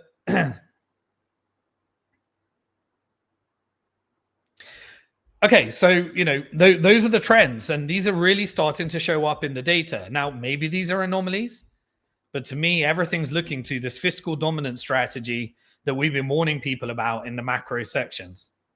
Right, what else did we have? A few more interesting points. What is the other source of deflation? Energy costs. And so if you can get oil prices down, then you can have deflationary forces, because all of the inputs, the trucker industry, all of those different, they require energy. And if you can get those energy down, it trickles on down across all the producer pricing as well. So what is it that they were saying? We had a massive global energy conference in, I think it was Abu Dhabi this week. I think they had like 70,000 attendees across the industry. What were the major forms? I don't want to go through everything, but what the major messages that were coming from that as well is that there is no energy substitution. What that means is they're not taking out oil and gas and replacing it with renewable energy. There is just energy additions. So they're using, China's building all of its renewable energy, all of its different energy sources, and using that on top of oil and gas. And so we're getting just this massive demand for energy. And where is that massive demand coming from? Artificial intelligence was the main theme. And so all of these data centers, and that's why we're getting all of these resets and geopolitical trends that I'll be discussing as well, because more and more energy companies are now merging with artificial intelligence companies. So Microsoft, as I said, in the Bitcoin section, is partnering with Iron, which has, the ability to, it has data centers, and Microsoft gets chipped, and they can combine Bitcoin mining and artificial intelligence, which is an expensive, very different operation to build. What else did we see? We saw Abu Dhabi and Microsoft partnering as well. So they're building across those data centers across the Middle East that requires the energy. And now the tech companies and the financial industrial complex don't need America. They need cheap energy, and they need it to be hosted across the Middle East with labor from the global south, because Africans are still having babies. Everyone else, the birth rates are going right down. The Muslim countries have the energy. Then you have this global south, GCC, and who's the customer that's buying it? Who has the most amount of oil that they're purchasing? And who's buying the most amount of gas? And who's investing in all the renewable and actually using it? Is China. And so America is just being asset stripped, shrunk into a regional power, while all of its technology is being sold off, and we're getting these global trends. So who really rules the equation? Well, I think we could say we are in an artificial intelligence bubble in terms of valuations. Now, it is going to change everything, but what's their business model? It's being subsidized by massive government contracts, and OpenAI has essentially become the too big to fail company alongside NVIDIA and all the Magnificent Seven. So if we're in a bubble with these tech companies, what types of deals are we seeing done? So OpenAI is committing to massive contracts, and those contracts are increasing the stock market valuations. And then based upon that, they're borrowing against those stocks. And now we're moving into a quantitative easing environment where the Fed might start buying those balance sheets based upon that cheap credit. We are building the 2008 financial crisis environment through financial weapons of mass destruction, backed up by an artificial intelligence bubble where it will be like the dot-com boom and bust likely in the end. And those valuations are going through the roof, waiting for their stimulus checks and socialism for the large companies. So what does OpenAI announce? It has signed a $38 billion hosting deal with Amazon, i.e. Amazon's going to be hosting the servers. OpenAI has basically now signed, let's go through the deals that they've announced, a $500 billion strategic, what's that? Oh, right, a deal with Stargate. Stargate was Big Beautiful Bill, government subsidy. So they get $500 billion from the government for Stargate. They've signed a $100 billion NVIDIA deal. They've signed a $100 billion AMD deal. So you've got the data centers, you got the chips, you got the government paying for it, socialism for the stock market. You've got a $38 billion deal signed with Amazon on top of the deal that we just discussed. You've signed a $25 billion deal with Intel as the government acquires its position in Intel, use the CHIPS Act to try and build those chips, and uses robotics and automation through OpenAI and artificial intelligence. So this ain't going to bring jobs back to America. This ain't going the way you're being sold. You need to hedge for this. They've also signed a $20 billion with TSMC, which is the Taiwan semiconductor manufacturing company. And some of those deals is going to lead to building their manufacturing base for older chips in America. And obviously, you've got the trade war and the sanctions around the Taiwan chips, while China builds its chips, and they are dependent upon China for the rare earths. The rare earths come from partnerships with building Africa and the global south and acquiring oil from Iran, Saudi, the GCC, and various other things. And so they've also signed a $13 billion deal with Microsoft. So this is basically pumping around these contracts that are being subsidized by socialism for the large corporation, while everyone's complaining that are destroyed by debt, that we don't want communism from Mandani because he might give something to us, the people, rather than to the corporation. This is the psyop that people have signed up for, because America's not capitalist. It's just not capitalist. This is following essentially the China model, but the China model is different. What's the China model? The China model is that they have a state banking system. And so they don't privatize the profits from money creation over to the banks, where the banks become bigger than the government and then they extract all the money. They keep it as a state banking system, which has community banks in order to redistribute that money into the community. So you may complain about the size of the government, but at least they reinvest everything into a productive, and they get it wrong, of course. It's a big operation, but at least it comes back to the people, which is why all the Chinese people own their real estate. And any type of financial crisis isn't a debt crisis. It's a savings crisis because they had a large portion of their savings in real estate, and that real estate is correcting, but they've still got all their savings because the vast majority of Chinese people have savings and own their property as well. We're told that's communism. When most people in America, they're enslaved, they don't own their property, they own an IOU from a bank and give all their income to the privatized banks that create the dollar. And then the banks are too big to fail, so they socialize the losses and privatize the gains. Smell a psyop? Communism, capitalism, socialism, none of them are real. It's just a psyop as well. OpenAI have also signed a $10 billion deal with Oracle. So the circle jerk around all the different companies as well, it continues. And they just signed a multi-billion-dollar deal with Broadcom as well. So the Magnificent Seven stocks and all the others as well. They launched a new browser to compete with Chrome. and they became the world's most valuable private company in the world. Apparently, they are now worth and considered on the private company secondary market $1 trillion, and they're going to be doing a $1 trillion IPO in 2027, where the private equity industry gets to keep all the profits, and then the IPO only comes through once it's worth $1 trillion. So they'll keep all the gains, they'll dump it on the stock, and what are things going to look like by 2027? This is a managed asset stripping of the US economy using tariffs and using socialism for the large corporate class. And they're going to be investing that money offshore, overseas, to reset the world order into multipolarity, as we'll be covering more in the geopolitical section.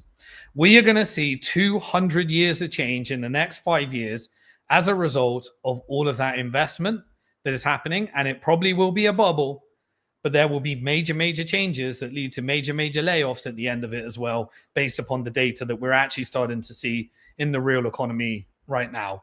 So the AI companies are too big to fail. The economy is propped up by them. They all borrowed against their stock. It's propping up the debt markets. They're not going to let the bond market destroy. We are going to get massive fiscal dominance and a larger and larger government, where the profits go back to the large corporate class that control the government as well. So they may need a government bailout, and they will do it because it will be BlackRock that's managing that. BlackRock's Aladdin technology is used by the Federal Reserve, and it's also used by Treasury, and it's also used by all of the major asset managers. So they can push out the data as well while they're managing their ETFs as well. I said BlackRock is the new Dutch East India company that is managing a transition, just like it did for the British Empire, over to the Federal Reserve and the US Empire and the proof of weapons network that was built upon the military industrial complex that is now coming towards the end of a debt cycle.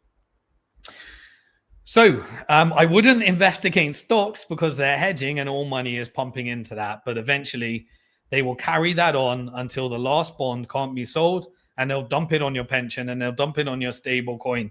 And that's why $1.8 trillion of the debt is now held by Cayman Islands, whose Cayman Islands, special purpose vehicles and hedge funds that are dumping it and arbitraging it as well.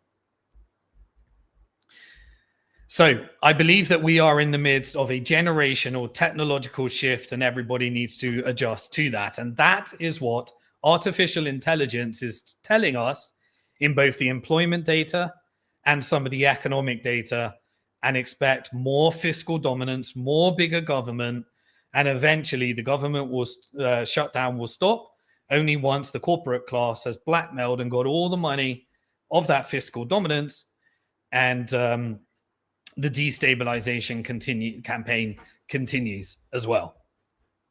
Right, so that's everything for part 2. Now in part 3, we're going to be doing this week in geopolitics, and then we're going to be playing an interview. Now you can come back to the interview if you want another time. It's a lot, I know, to cover, but those that really want to stick through, I want to make sure that we play the interview as well.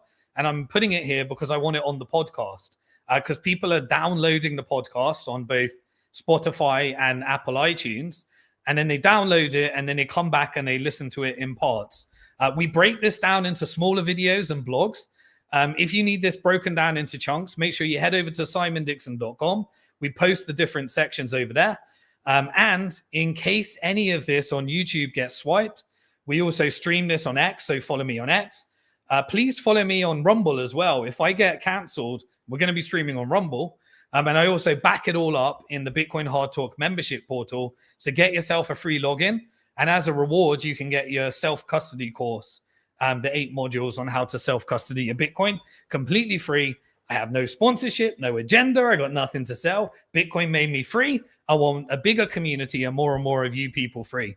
So let's jump into part 3 this week in geopolitics of Bitcoin Hard Talk episode 105. And I'm going to connect the dots between Nigeria, Israel, and Sudan. And I'm going to show how this is leading to a global shift in power. And they are weaponizing, the proof of weapons network is weaponizing religion in order to fool you. And if you are a node on social media, your feed would have been full of thank you, Mr. Trump. Thank you for looking after the Christians. Thank you for doing what you're going to be doing. It's long overdue. And if you're a long-term listener of Bitcoin Hard Talk, you'll know thank you, Mr. Trump. Thank you, Mr. Trump.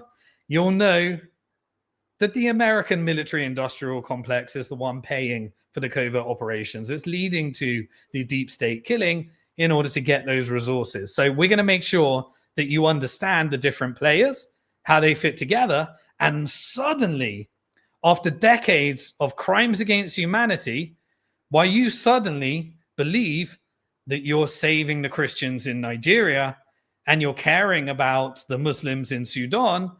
And of course, you're caring about the useful idiot Jews that built an army that work for Israel in order to manage the profits of the military industrial complex.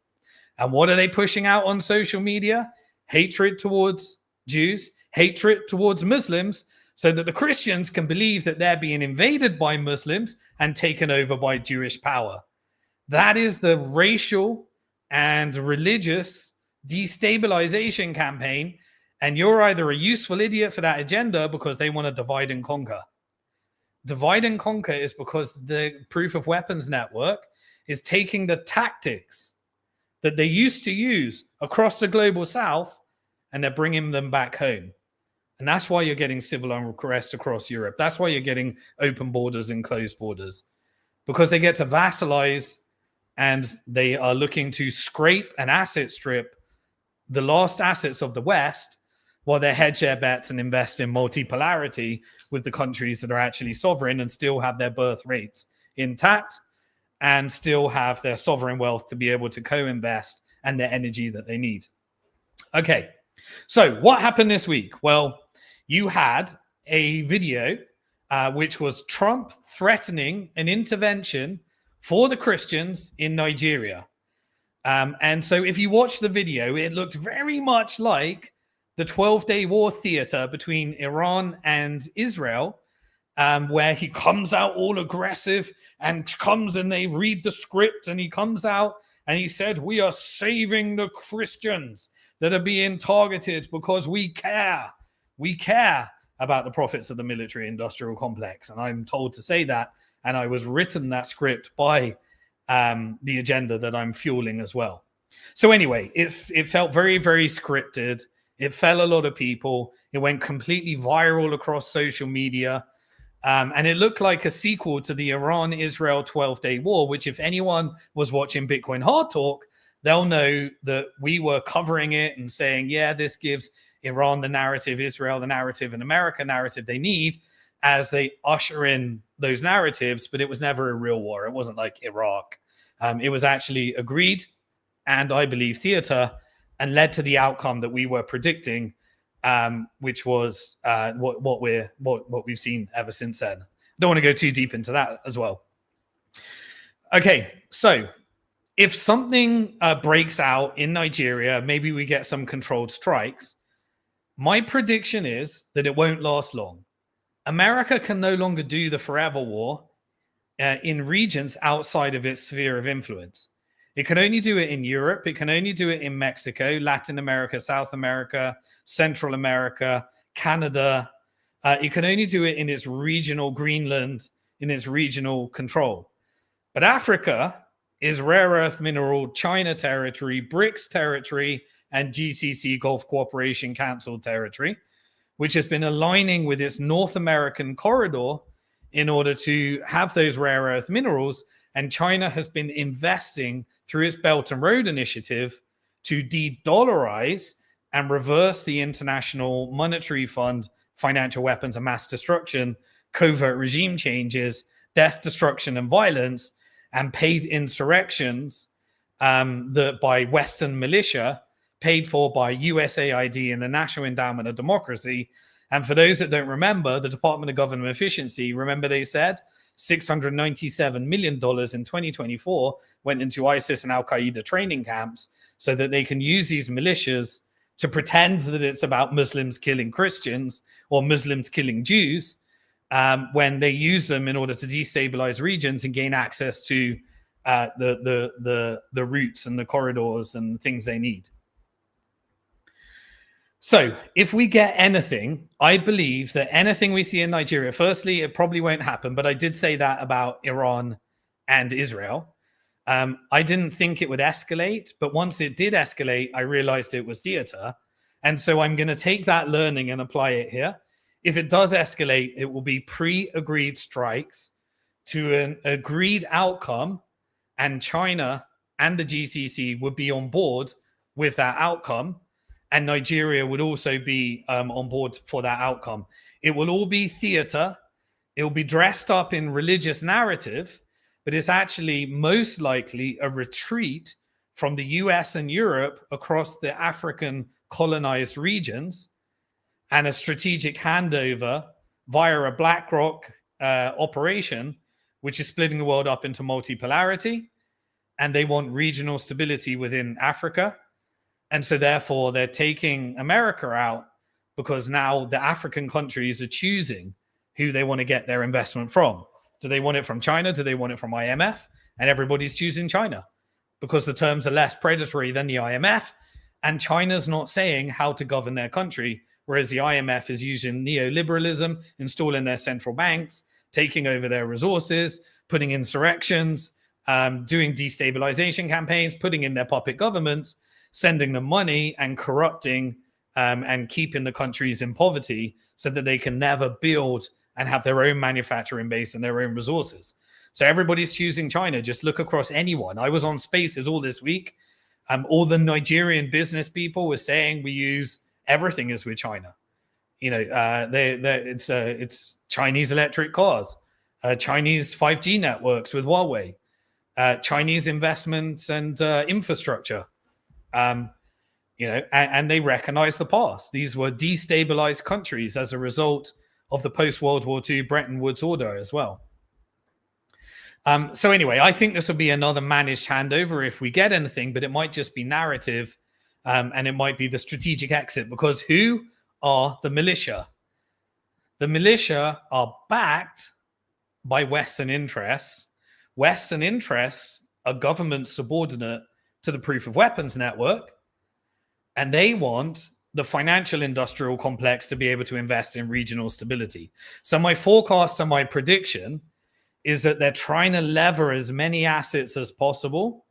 They're trying to strong arm. They're trying to draw these conflicts to a close, and then they'll start backing and they'll integrate the militia into the armed forces. But they won't be able to, the Western forces won't be able to influence. So again, this is all about the multipolar world order that I think we're managing the handover to. So I think it's going to be a quiet retreat. Obviously, Trump gets his Nobel Peace Prize. Everyone gets to call him saving the Christians, but then they also get to say he's the peace negotiator. So that helps him, but he gets all his deals and everything in the back end as well. So anyway, let me just cover a little bit of Nigeria so you understand the background, because I also want to connect it to what's happening in Sudan and what's happening in the Israel-Gaza side right now. So if you are falling for the narrative, let me give you the red pill and the wake-up call. There are 250 million Nigerians in Nigeria. And half of them approximately are Christian and half of them are Muslim. So this is a Muslim and Christian country by half and half. Now, traditionally, there are more Muslims in the north and there are more Christians in the south. But there was an offshoot of ISIS, which is Western-backed militia, came from the Iraqi war and the Afghan, Operation Gladio, where the West was creating the stay-at-home armies. And then they pay these radicalized, basically destroy their family, put them in training camps, and then make them think it's something to do with religion, radicalize the Christians into hating Muslims, radicalize the Jews into going to Israel, so they join the IDF and engage in ethnic cleansing and destabilization of the Middle East, and then radicalize a subset of the Muslims and make them think it's something to do with the religion when it's got virtually nothing to do with the actual practice of Islam, and create these subsets that are poor, broke, radicalized, and pay them, weaponize them, arm them, and then you get to do these covert wars where you take over the resources and use Western narratives to make it think it's something else. So you had ISIS and Al-Qaeda, and then an offshoot of that was Boko Haram. And so they were offshoot of ISIS and Al-Qaeda, and they basically have been, slaughtering Nigerians for decades. Now, America didn't care about them because it is America. It is Western interest. It is done through these covert operations and a subset of the military-industrial complex. So they don't bring any attention to it for decades. There's no president across the entire history of America that's never really said anything about this, because it's a deep state proof of weapon network operation, and governments are subordinate to that as well. And this is all about resources. So now we are pivoting to the military-industrial complex forever war model, destabilizing the region, to a China-BRICS-aligned model. And so what is the last bit of power they can get? Well, they want to invest in regional stability. That's the financial industrial complex part of it. So you destabilize in order to get to regional stability. So maybe that's what the operation. And then when you hear narratives like security, so obviously the Nigerians know these are real slaughters. This is real violence. The proof of weapons network doesn't have any ethics or morality. I mean, it doesn't give a damn about religion, life. The whole dollar is backed by genocide, as the pound was. We've seen that already. You think what's happening in Gaza we saw that on camera, but this has been happening all along across Africa. But no one talks about it. But when you hear narratives like security, think Palantir.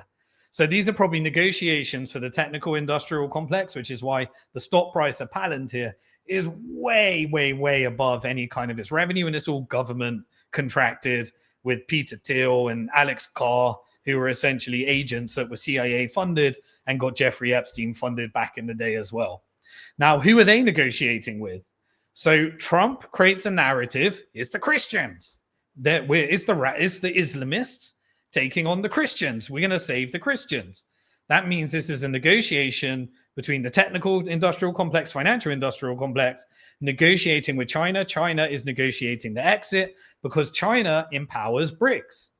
And so across different areas of Africa, you have Russia via Wagner, which is fighting the ISIS. So the ex-ISIS leader is now the president of Syria.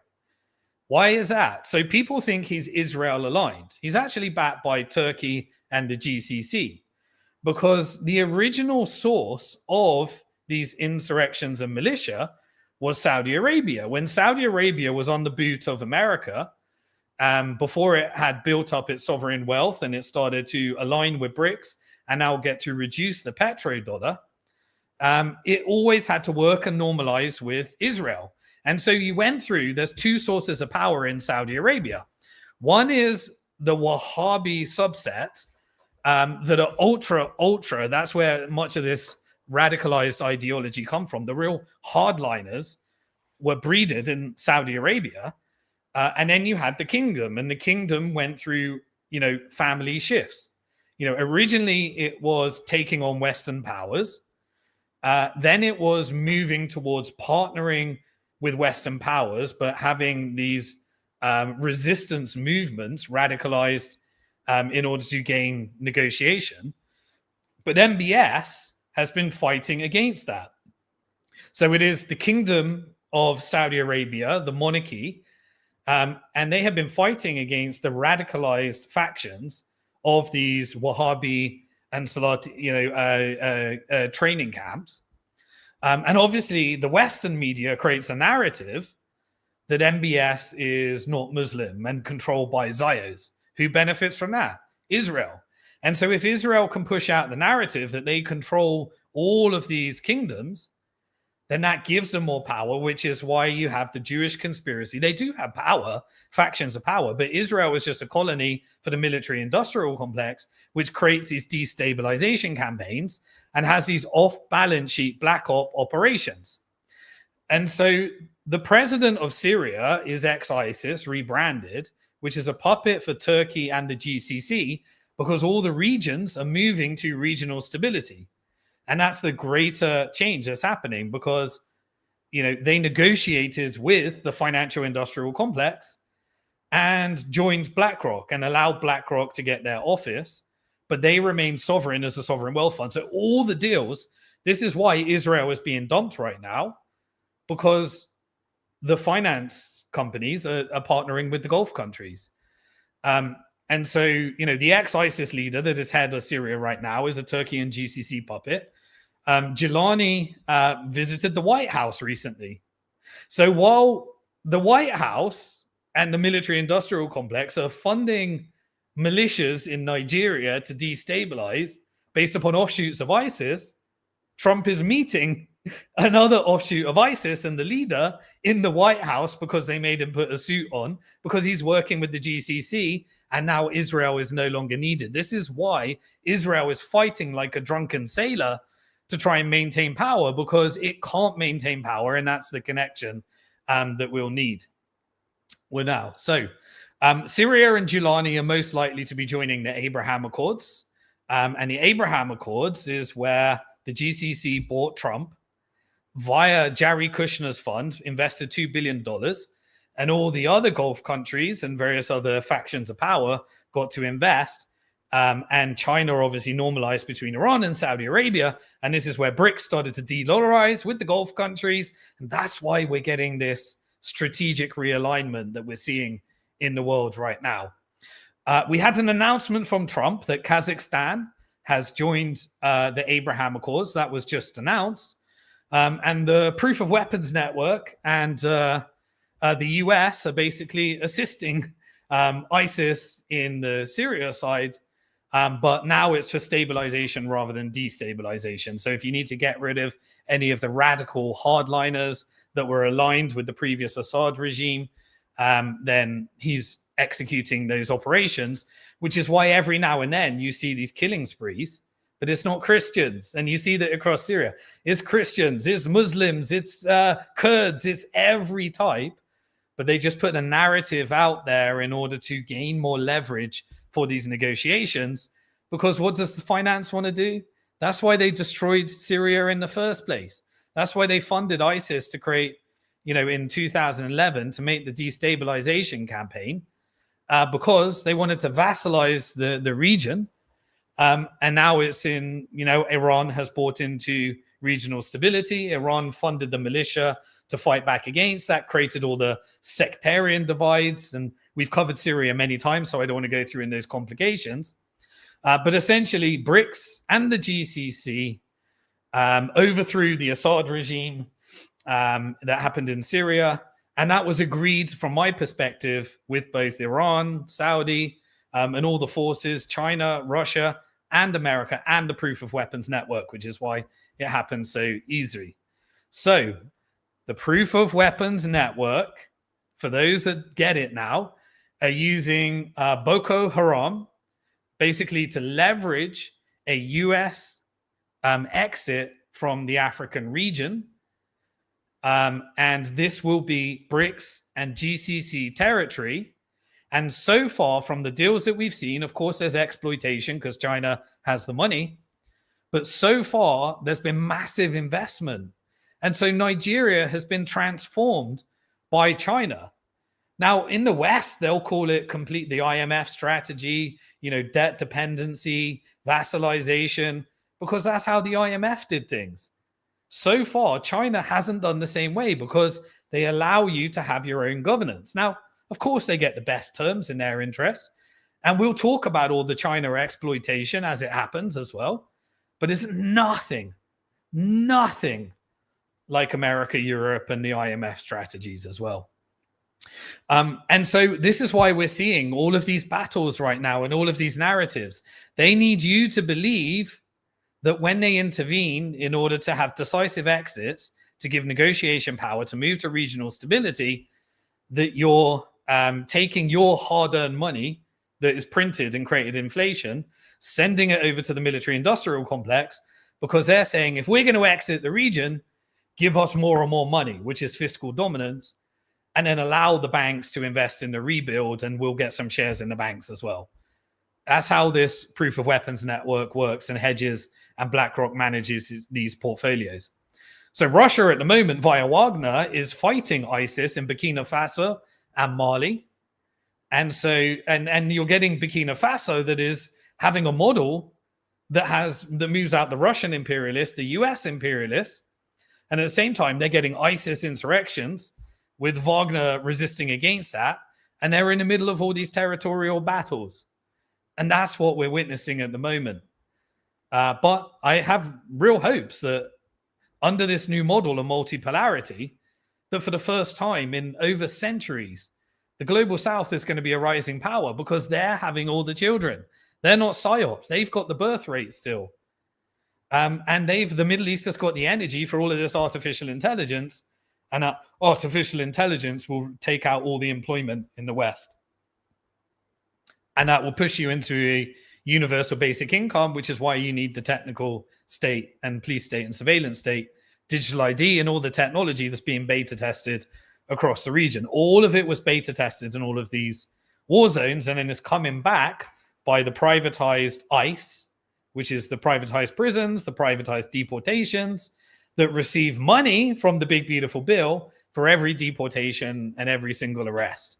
And so it's a big factory of recycling money in a debt-based Ponzi scheme, and it's reaching its breaking point because the average American just can't afford to live, and they're supplemented by debt and getting drug addiction, homelessness, and suicides.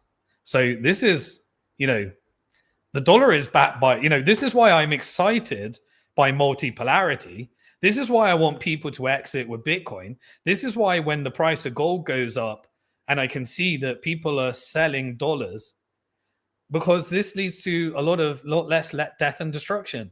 The US global hegemon and the British global hegemon was an evil debt-based Ponzi scheme. You were just told that you were civilizing and exporting democracy.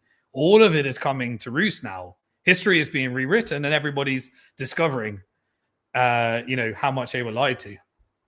So anyway, the proof of weapons network and BRICS and the GCC will eventually be aligning, is my prediction. And the US and the European Union will exit. France is doing more and more exit. France is bankrupt, may need an IMF bailout. And that's how the IMF can exert its influence over Europe, which is being vassalized into the proof of weapons network, which is why Europe is becoming a war zone. And that's the purpose of Ukraine and why the CIA escalated the NATO expansion. The European Central Bank was printing all the money for the European Union in order to go over to prop up the US stock market. Trump negotiated the deal, and that's what he's doing for the proof of weapons network. So it doesn't help the American people, but it does help the American stock market, which is why I say the system is socialism for the stock market. And all the other people, they get to say, don't give me any socialism or communism because I'm a real capitalist.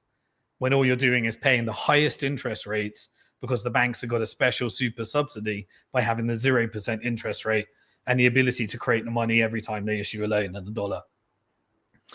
So I put this post on X. Please follow me on X if you're not. That's where I give real-time update. And this is the post that I gave to give a more accurate assessment. So when Trump said, we're going to be saving the Christians in Nigeria, let me retranslate what it should have said. It should have said Nigerians, both Christians and Muslims, are being killed by foreign-backed militia groups that call themselves Muslims, so that Chevron, ExxonMobil, Palantir, and the financial industrial complex can negotiate better terms on the resources because all the local businesses are working with China, and America and the IMF are losing interest.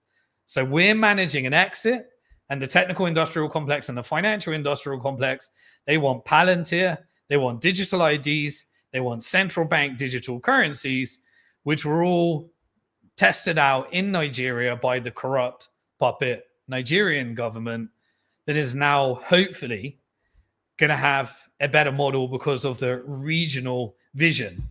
And what does China want? China wants everyone to have bigger economies so they can buy their products. And so they're investing in infrastructure. So really what we're witnessing right now across the global south, across the Middle East, across Africa, is that China is basically building an alternative financial system. They're giving them technical options. And basically, while one country is making sure that they're destabilized, America is destabilizing and historically destabilized the countries. They know what's going on. I was on Spaces with all the Nigerians. They're not stupid like the West. They haven't been propagandized. They know what's going on. Some of them are obviously agents that are funded to push out an agenda, but they know they're being taken advantage of. They know what the reality is. All of them were saying it's not targeting Christians. There is, persecution of different groups, but the killing is equal. In fact, more Muslims have been killed than Christians, is what they were saying based upon their numbers. But one country is making sure that they can never rise, and the other country is basically building them up so that they can buy the products. So China has invested $21 billion in Nigeria in 2025 alone. They've done construction deals. They're building them up. They did a new $3.5 billion partnership for solar grids. And so they're giving them solar energy so that they can get some energy independence as well. They're giving them rail modernization programs as well, industrial corridors, so improving the infrastructure. Isn't that what America should be doing? Why don't they do that? Because the dollar's created for corporate interests, and you think crony capitalism is capitalism, so you complain if the government ever does anything for you. Now, why do you think we're getting this shift towards, socialism? And it's not socialism. It's still the same thing. Anyway, you think really that Trump cares about Nigerian Christians all of a sudden? Please. And you think he's acting independently for America's interest? Allowing the global south to rise, taking out the deep state, is exactly what the financial industrial complex wants in order to move to a multipolar world. But you need to believe it's because he's making America great again. Get smarter, follow the money, stop listening to them, and you'll find the truth. And again, it's not Trump derangement syndrome. I'll do the same with Biden. And if we end up with some other, Democratic president next, or J.D. Vance, who was funded by Peter Thiel, who was groomed by investments from Jeffrey Epstein, funding and creating the technology that's doing genocide as a service in Gaza, occupation as a service in West Bank, integrated into drones in Ukraine for BlackRock to gain more power and hand over and sacrificing Ukrainians so that Russia ends up with the vast rare earth minerals, and is doing digital IDs and integration with the health service, creating the police state across UK, across the European Union, manufacturing civil unrest, has been part of open border, closed border policy across America, implementing the legal changes and Stargate and the integrations with the Department of Government Efficiency data that artificial intelligence took out, and integration with Elon Musk's social credit score by giving us freedom of speech and freedom of reach, and the eventual stablecoin standard across America and central bank digital currency across the European Union that was beta tested in Nigeria. If you think that's your man, I don't know what to say anymore. So Africa and the global south, I believe that there will be a rise. I believe that the Middle East are going to be regionally stable. I believe that the proof of weapons network is getting as much power as it's possible. And I believe the colonized had to partner with them and get co-investments in regional stability. And they partnered with China in order to make that happen. And that is because America doesn't rule the world anymore, and Israel certainly doesn't rule the world, because Israel gains its power from America, which means it's got to be subservient to military as well. So this requires a multipolar world, as I said, and this is why people call me a doomer, because I'm just forecasting what I think is happening in the West by following the money. But it's very good for other regions, and you need to decide where you're going to live, what you're going to be a part with, where you're going to put your money, how you spend your money. Do you boycott this? Do you empower this? Are you happy with this? Once you know the truth, you make your decisions. I ain't going to judge you. I just want to make sure that you're not ignorant to what's happening here and how this works. Okay. So here's what I say. So who is the proof of weapons network negotiating with? Well, it's negotiating with. Now, in order to gain leverage over BRICS, they look at had to have a weakest link. And that weakest link has always been India. And so that's why you get these conflicts between Pakistan and India that get resolved. These are the negotiation tactics.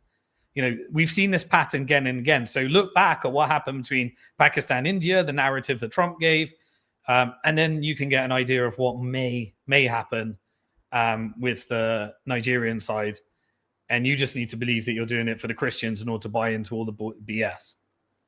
The lead power of BRICS is China. Obviously, we've covered that one. Also, they're trying to get leverage by negotiating with the Gulf countries, the GCC. And who is the weak link in the GCC? Well, it's UAE. UAE is kind of like a good cop, bad cop. You have the lead power of the GCC is Saudi Arabia, but UAE has to do deals with Western powers. That means that whether it goes to whichever side it goes to China or it goes to America, across the bloc, they have everything covered. So UAE needs to look like the simp to Zionism in Israel and dealing contracts with America, which is why the UAE is the only country that can invest in the Israel stock market, which means that UAE is able to acquire the assets for the GCC as they partner with the financial industrial complex. And that's how you vassalize and turn Israel into a toxic asset as well. And so obviously, if you're negotiating with UAE, which is a node in the GCC proof of weapons network, then good cop, bad cop is one way of doing that. Then you can win in all negotiations. And this is what you see. But you got to follow the money. You got to be a bit smarter and get through the narrative. Now, they do a carrot and stick. The carrot is regional stability. And the stick in this case was Iran, the axis of resistance, Qatar, those different narratives. But they're all normalized, and I'm seeing regional stability like I've never seen before. Why? Because China, I've covered this many times, China aligned the carrot and the stick and allowed de-dollarization. And now you got a normalization between the Kingdom of Saudi Arabia and Iran, which historically have been the enemies. And that was all done through the BRICS and GCC partnership when Iran, UAE, and Egypt joined BRICS and joined Brazil, Russia, India, China, and South Africa. Then that's what you're witnessing right now. So what are they doing? They're buying American assets and they're investing in regional stability. As I said, UAE is the only one that can buy Tel Aviv stocks. So UAE will be the one that ends up buying a lot of the Israel stuff. So if you're negotiating with UAE, you need UAE to look as bad as possible. And I covered this one last week. Hence, Sudan. And so let's give a little bit of an update and a little bit more of the details. So last week I covered Sudan. I wanted to give it the attention it deserves. It is, look, I've got two hats. It is a humanitarian crisis. It is a disaster. The crimes against humanity are some of the worst in the world right now. You know, what we saw in Gaza is what we're seeing in Sudan without the attention, without the global attention. And so I shared a bit of the detail around how Sudan historically, through sanctions, was weaponized by Western interests that were extracting resources. This led to extremists that would rise up and create resistance that would be funded by the Sudanese government. And then this led to resistance against that led to coups. You know, those RSF created crimes against humanity. And then that region either goes to America and the West, or it goes into the GCC power structure. And so different parts of the GCC are backing the different factions. So whatever the outcome of this internal coup and civil unrest that was originally manufactured from West, but also has interest because the UAE is invested across the region and has gold trade that we covered last week. In that dynamic and that level of nuance, the UAE, you put the public attention to it and it looks awful. And it deserves the bad attention because this is crimes against humanity.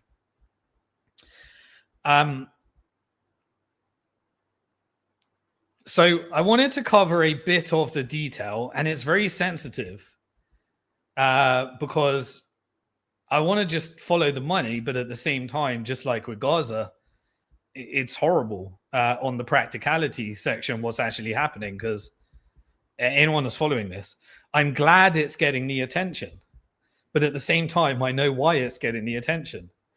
It's getting the attention because the Proof of Weapons Network wants to negotiate, draw this to a close, which I want to happen, but on their terms. So they're leveraging what UAE is backing in order to give more power to the Proof of Weapons Network.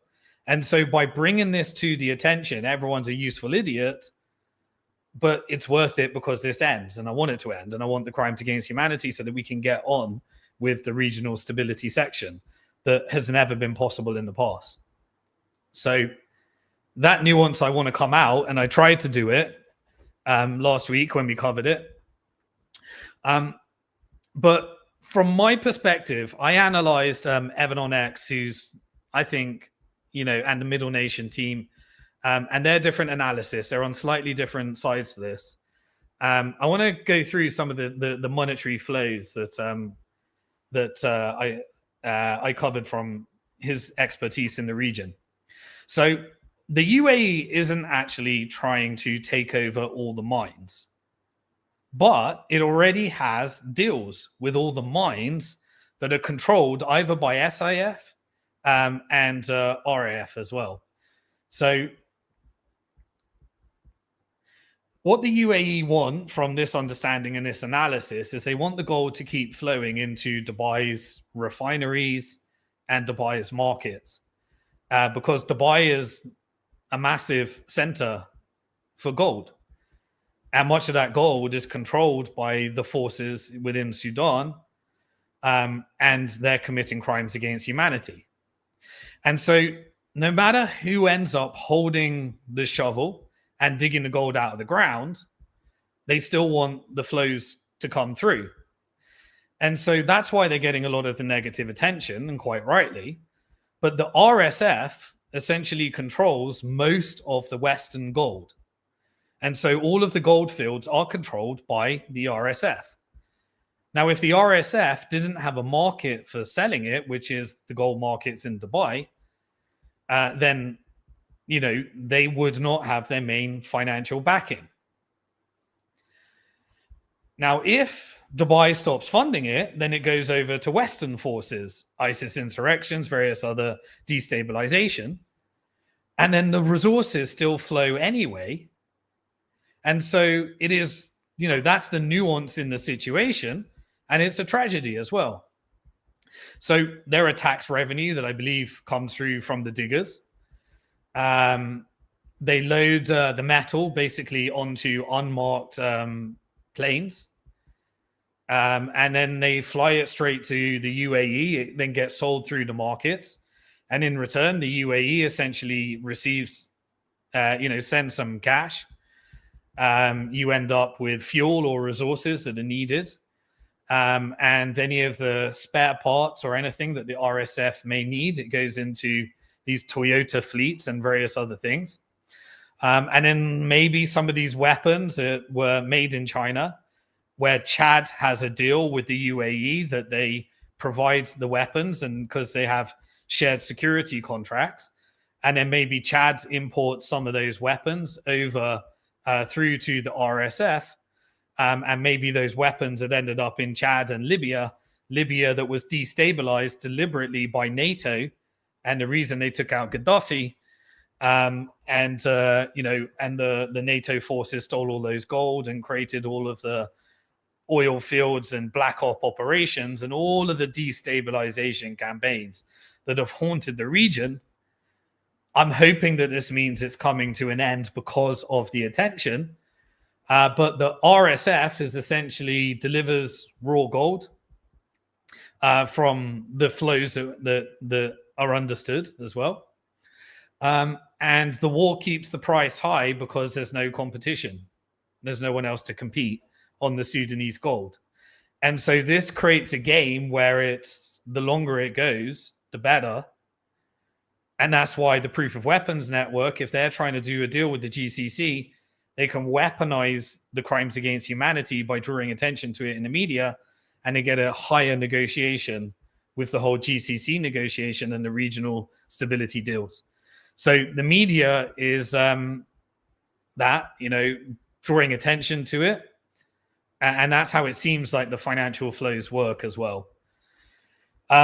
So the gold is the first point of leverage. The second is the port. Now, the port between UAE is actually based upon negotiations with the Sudanese government as well. So the RSF enemies is basically the Sudanese armed forces, the SAF. They were funded, and RSF was originally created with Sudanese government funding in the first place. That's why they weren't externally created militia, but they were militia that led to a coup that was funded by the Sudanese government. So it's an internal civil war rather than external forces. But they already have deals with the port. And so this is the deals that it's giving the Sudanese armed forces the backing as well. So in a sense, UAE is backing both sides, and whichever way it goes, as this gets to resolution and the crimes against humanity end, they've got the port interest and the gold interests. Now, Saudi and Egypt are basically backing the SAF, the other side. And the SAF are committing crimes against humanity, but the RSF is much, much worse in terms of what we can see, in terms of all the UN reports and everything as well. So as a regional unit, the GCC is hedged. The UAE has the negotiation and the ability to buy Israeli stocks. That exerts that part of the relationship. And Saudi and Egypt are funding the other side so that whatever happens, once this moves to regional stability, the GCC has interests aligned across the bloc so that they don't end up back in the proof of weapons network. So the proof of weapons network is now using this in order to get more control. There is a company called DP World, which is the UAE's DP World is the major investor, and they basically run the docks as well. So whoever wins the war, they still get the terminal fees and the choke points, and it's paid in dirhams, which creates those flows to the UAE's currency as well. There's one more point, which is the third point in what's happening, which is once it moves to regional stability, just like with Gaza, there will be rebuild contracts. And the proof of weapons network wants as many of those rebuild contracts as possible to hedge away from the fact that there's less returns in the West. Just like they want the rebuild contracts in Gaza. And so you connect the two, and the media push gives more power to the proof of weapons network as well. So when the shooting stops, basically, someone has to rebuild. And that's how these things happen. There'll be power grids. There'll be all sorts of stuff. They need to rebuild an airport, just like they will need to do in Gaza. There'll be bridges that need to be rebuilt. And UAE firms are basically already first in line with those rebuild contracts. And they've been pre-signed as well. The payment is in long-term port concessions as well, or different types of mining licenses. So those are the monetary flows. And sadly, the longer this goes on for, the more those flows don't get disrupted. But that's why I think we're seeing the media push right now. And so obviously in Western media, they need UAE to look as bad as possible. And that's easy to do because these are crimes against humanity. So that's why you're seeing the uptick in the genocide coverage and everything we're seeing right now. And I believe that this does lead to basically pressuring a phase out of the RSF, or them getting their own territory. And it seems like they control too much territory. And so it looks like they will be integrated into a part of the region. And then there will be maybe some separatist movement or something like that. But as I said, it's going to be on the proof of weapons network terms, because the media push weakens UAE, and therefore the media is and the brutality is exactly how it is. But I mean, if anyone watches the footage, like, children are dropping dead, it's weaponizing starvation. It's the same thing we've seen from Israel in Gaza. And it's basically the largest displacement in the world today. I think 30 million displaced. The deaths are unbearable. And you know, the RSF is a power structure that seems like it's gaining power. So we'll see where that goes. Anyway, it's very sensitive for me to talk about if you've watched any of the footage. Right. So what else did I want to cover? There was a little bit more to tie everything together. Just checking a few of the notes as well.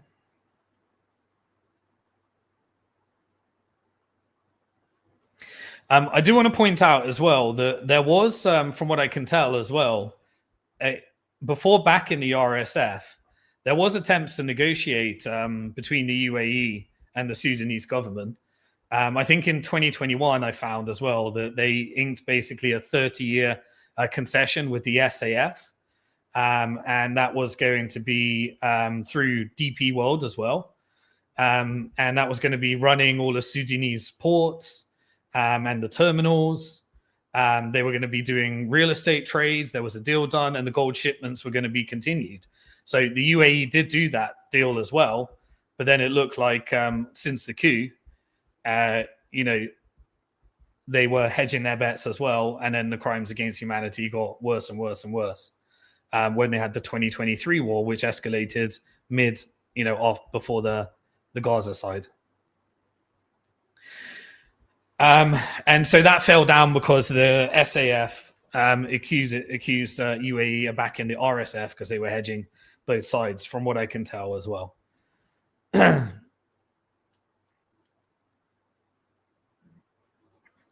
Okay, I've covered a lot of details there. And I remember as well from the research I said, I was looking at the currency wars. When the deal actually fell through, this led to a 40% overnight correction in the Sudanese pound as well, when the deal fell through. And 90% of SAF's gold exports basically flowed through the UAE hubs at the time, but the RSF has been gaining more of that as well.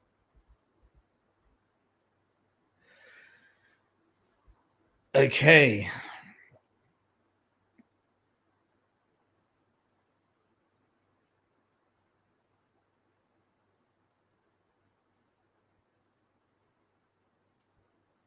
Okay, trying to cut through some of this stuff because I've been going on for longer than I thought.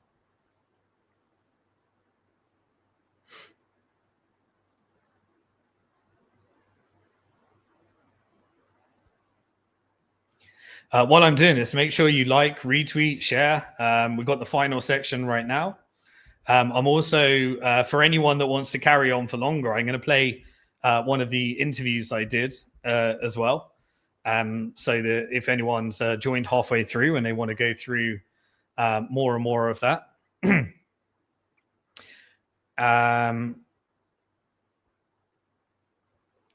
Okay, so as I covered last week, that's the reason why I was glad to see the Proof of Weapons Network pushing up the media narrative, even though I knew that it would lead to strategic weakness on regional stability.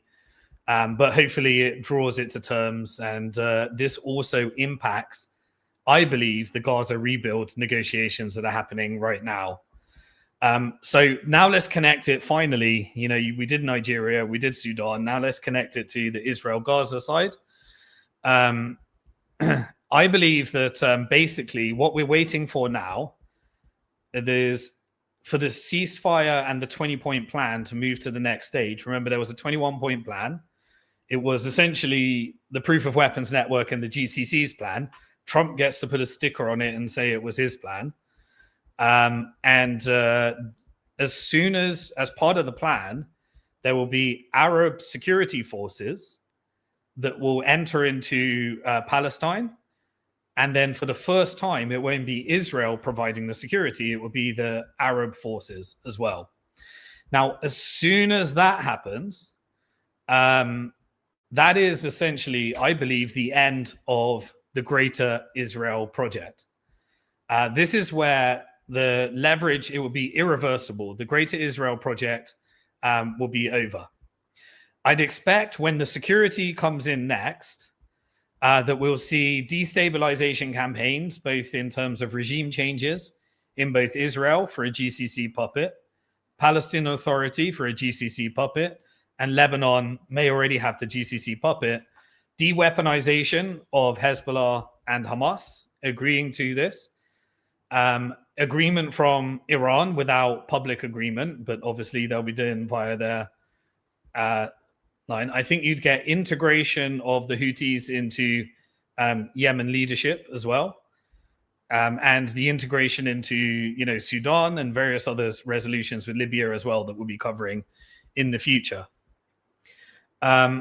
But the next thing that we got announced is that we're waiting now. Why isn't the ceasefire holding to the extent that it should? Because we don't have the Arab security in yet. And so the military-industrial complex, via its proxy Israel, and via its cover from America, is managing the de-radicalization of the evangelical Christians by giving attention to Candace Owen, Tucker Carlson, Nick Fuentes, and simultaneously making sure that everyone in America hates Jews and hates Muslims. They're ratcheting up the Muslims are killing Christians narrative, and they're ratcheting up the narrative that Israel controls America narrative. So this allows the evangelical Christians to get de-radicalized, but also they can use that for the civil unrest campaign within America, so that they can get their surveillance state, their police state, and everything that's happening within America. So that serves that purpose. But within the US side, we're starting to see announcements as well. So there was an announcement, I think, this week from Reuters, or today, that's in line with what we were expecting next. I quote from Reuters, the US will share a draft resolution on President Donald Trump's peace plan for Gaza with the 10 elected members of the United Nations Security Council later on Wednesday. So next week, Wednesday, was expecting announcement of the United Nations Security Council with 10 different members. The US, and this was from a US official. Remember, this is the Proof of Weapons Network and GCC plan negotiation with a Trump label put on top of it. But as I said, once we get the Arab forces in, the Greater Israel project's over. And that was a destabilization project to radicalize Jews, to recruit an army, to engage in the ethnic cleansing, to have strategic tension between Iran, Saudi Arabia, divide and conquer, never allow anyone to compete, create the petrodollar, make sure they don't create a unified force, align with China, align with Russia, and basically stop what's happening now, which would be a multipolar world, and America is no longer the global hegemon. That's what the Greater Israel project was, and it was always the Greater American Military Industrial Complex project as well. But that project dies as soon as those security forces in. This will be, from my perspective, as big as an event as the fall of the Berlin Wall in terms of its implications, as well as World War II and Pearl Harbor. Those reset the world order. When security forces are in Palestine, that resets the world order. And this is official. It's not going back from my perspective by following the money. So who did they announce is going to make up part of that security force? So remember what I said? I said it will be most likely Jordan, Turkey, Egypt, and members of the GCC. So the representatives for the security force that they announced that are going to be there to make the announcement is Egypt, Qatar, Saudi Arabia, Turkey, the United Arab Emirates, and the US will be there as well in order to show clear regional support for the official, basically that's what the official said. So I think we're going to see everything move forward next week. Once that happens, Israel is a complete toxic asset.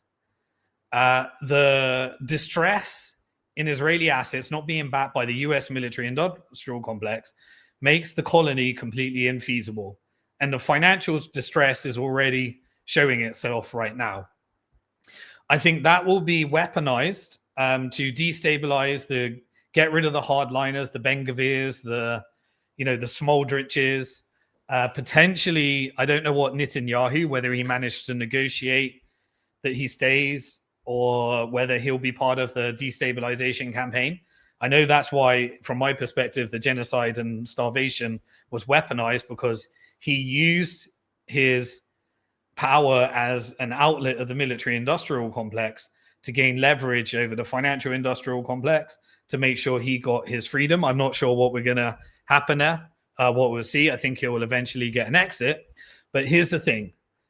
The next government or cabinet, I believe, will be GCC puppets, and their job will be to nationalize all assets in Israel, sell them off. UAE will be able to purchase them. That will then be pushed into GCC territory, and the leadership will also allow Palestine to grow under, again, vassal state of the GCC as well as the Levant. And they will all be connected through the rails with the financial industrial complex, the GCC. But the difference is the forever war model is over. And so Israel is no longer needed. And so eventually you'll probably end up with one state solution, Arab majority, the hardliners leaving, going back to Europe. Europe will get worse and worse and worse. And those that naturally wanted to, de-radicalize and get on with their neighbors will just become essentially a vassalized normal state, which may destabilize via the West Bank or something. And eventually we'll get two-state solution, one-state solution. But the point is GCC vassalized region as well. And that's what I believe will happen to the Palestinian Authority as well. The likely next steps, as I said, regime change, Israel, Palestine, and Lebanon. Regional stability will follow. And I think we enter into a new world order. So I'll keep following the money. We are in mid-November having a White House meeting between MBS of the Kingdom of Saudi Arabia, and he will be visiting the White House in mid-November. What am I expecting for that November meeting? Potentially a big announcement on security. Maybe we'll get that next week. But maybe that will just be completely avoided. I'm pretty sure he won't talk about oil or anything like that, or getting down the price of oil in order to support the deflationary side. I think they're just going to be focusing on artificial intelligence investments. Trump will be bragging about he's rich, he's got all his money, huge cash. He's going to be investing in OpenAI. He's going to be investing in NVIDIA.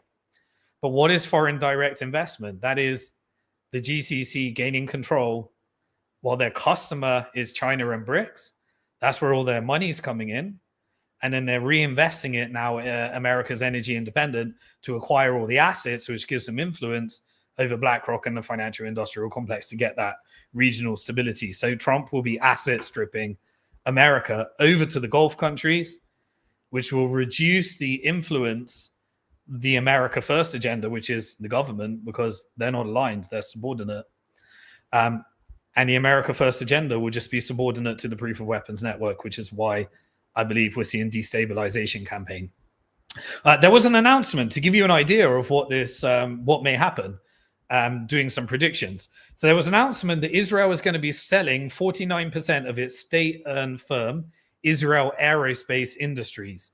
IAI is the ticker.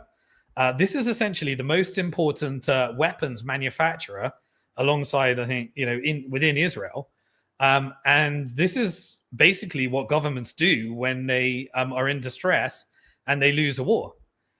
They sell it to the winning forces, and the winning forces of the GCC aligned and the financial industrial complex. So I bet that the proof of weapons network and the GCC will buy IAI in the 49% stake, and we'll expect many, many more deals just like this. Because, I mean, Israel, when they were, they resisted privatization on the stock market of IAI for quite some time.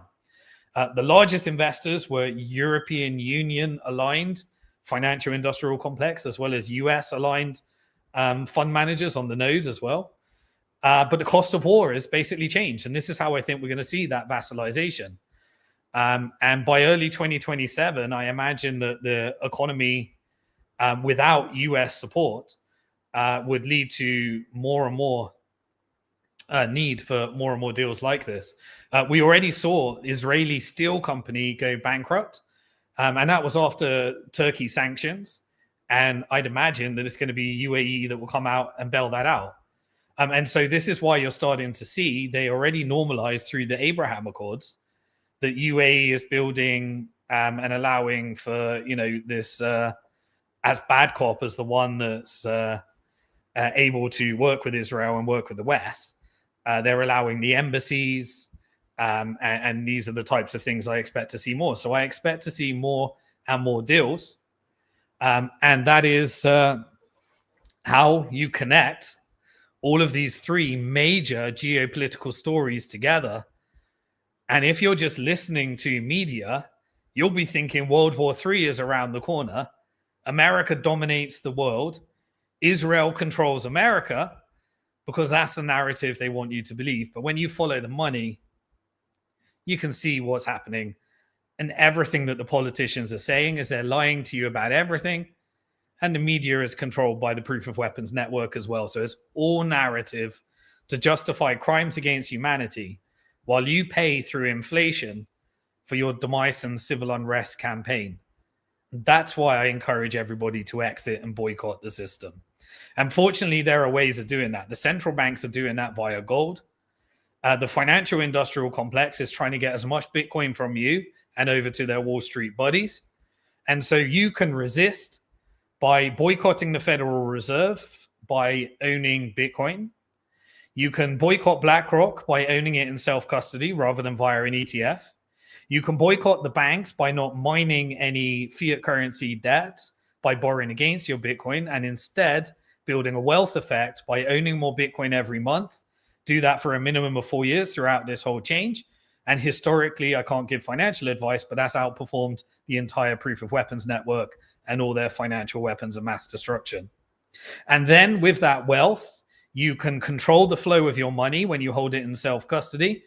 You can leave your country. You can take your wealth with you. You can decide whether you are in a country that will be switching to an exit tax. You can plan efficiently. You can stop funding the proof of weapons network because the government is just subordinate to it. You can do it in a completely legal way. And then you can spend local. Make sure your money is going towards investing, if you're investing in decentralization, in local business. Spend your money local as much as possible. Boycott where you can. It's not easy because sometimes you need to not boycott in order to have a greater strategy to have more influence. There's never going to be perfection. There can only be better and incremental improvements, because you don't, just because it's not perfect, it doesn't mean you don't do it. Because you got to do things to the best of your ability, given the limitations and the reality of all the power dynamics in the world. And so that's what I would like everybody to do. And so always remember, you are alive at one of the most interesting and exciting times in financial history. And the orange pill is the antithesis to the red pill. And some are going to get wrecked. Others are going to do really well. And I want you to stay on the right side of the change. I'm hoping with a wealth effect, you can do it with peace, love, and unity. And we can build our community together. And I'll keep covering and following the money in This Week in Bitcoin, This Week in Macro, This Week in Geopolitics. All I ask for you to do is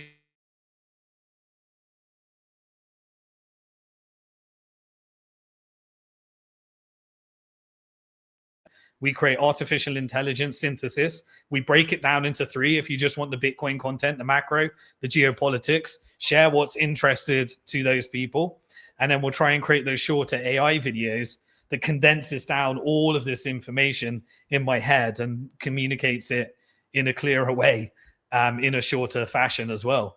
So please do share those, subscribe to the YouTube channel. And in case YouTube bans me, we'll be streaming on Rumble and X. Follow me on X. I give real-time updates. And in case I get cancelled, I'll continue to do live streams within the Bitcoin Hard Talk membership portal. You can get a free membership to it. And within there, you can get a complete guide on how to self-custody. There's no sponsorship. I'm not guiding you to any companies. There's no agenda. I don't have monetization on. I don't need to do clickbait. But I do want you to share this content because I would like as many people as possible to gain access to this content. So that's everything for Bitcoin Hard Talk. Episode 105 is the Proof of Weapons Network weaponizing Christianity. The answer is yes. It's weaponizing Islam, it's weaponizing Judaism, it's weaponizing Christianity to create useful idiots, divide and conquer, and hate each other. And in This Week in Bitcoin, we covered the different aspects. We covered the different aspects on the macro side, and we covered the different side on the geopolitical side. So we're going to move over to part 4. If you are hardcore and you haven't had enough yet, I'm going to play and I'm going to share my screen so that it's on the podcast for those that want to download it. A recent interview did. I'm going to put it on slightly higher speed, 1.25% speed. And it was a interview that I did with Robert Breedlove, rather. And if you've still got energy in you, or you can come back to this later, I'm doing the podcast circuits right now. Tag me and anyone else you'd like me to do a podcast with. And if we can set it up, if they'd like to do it, we can do that. So enjoy the interview. So they control all the governments, they control the politicians, they control Congress, they control Senate, and if they want to assassinate someone, which is very topical at the moment, if they want to bribe someone, if they want to ruin someone's career, they have the ability to do that. The world has this facade of thinking that they live in democracies, when democracy is an absolute optical illusion to distract people into thinking my vote matters when it doesn't matter. I'll invest 1 trillion here if you allow us to have this military base taken away, and I'll say, okay, well, we need to control this water resource, and if you don't let us have X%, then we'll just bomb it and we'll get Israel to bomb it. One of the ways I've tried to condense this is that when you track the physical movements of gold across the world, it very closely tracks the movements of power dynamics or political power, as you were describing. Is gold still the primary geopolitical money of the world today? Like whoever has the gold makes the rules. One of the interesting things about what happened post-1971 is that America, when it privatized the creation of the dollar and then removed the constraint on the convertibility into gold, we entered into this new era where banks rule. So what happened with that?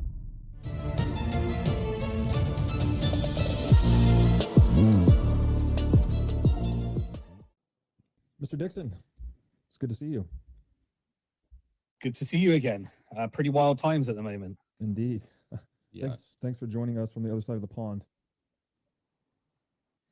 Yeah, I'm here on my little island, seeking a little bit of sanctuary at the moment. It looks like the whole world's about to spark up at anything right now. And it feels like it's very engineered as well. It feels like civil unrest seems to be the goal from somebody's agenda. Yeah, peak divide and conquer moment is what it feels like. You feel the tension in the ethers. Yeah. And so you have a nice little safe sanctuary. Is there any thoughts on good places to go in the world to avoid the chaos? Would that just be inward and get spiritually right with ourselves, or what? I think so, but I do think we are having a global recollaboration. I do think that as we've entered into this multipolar world with, a rising power with China and the world unifying around regional blocks, I do think I don't see the West turning around from here. I think. Is there any thoughts on good places to go in the world to avoid the chaos?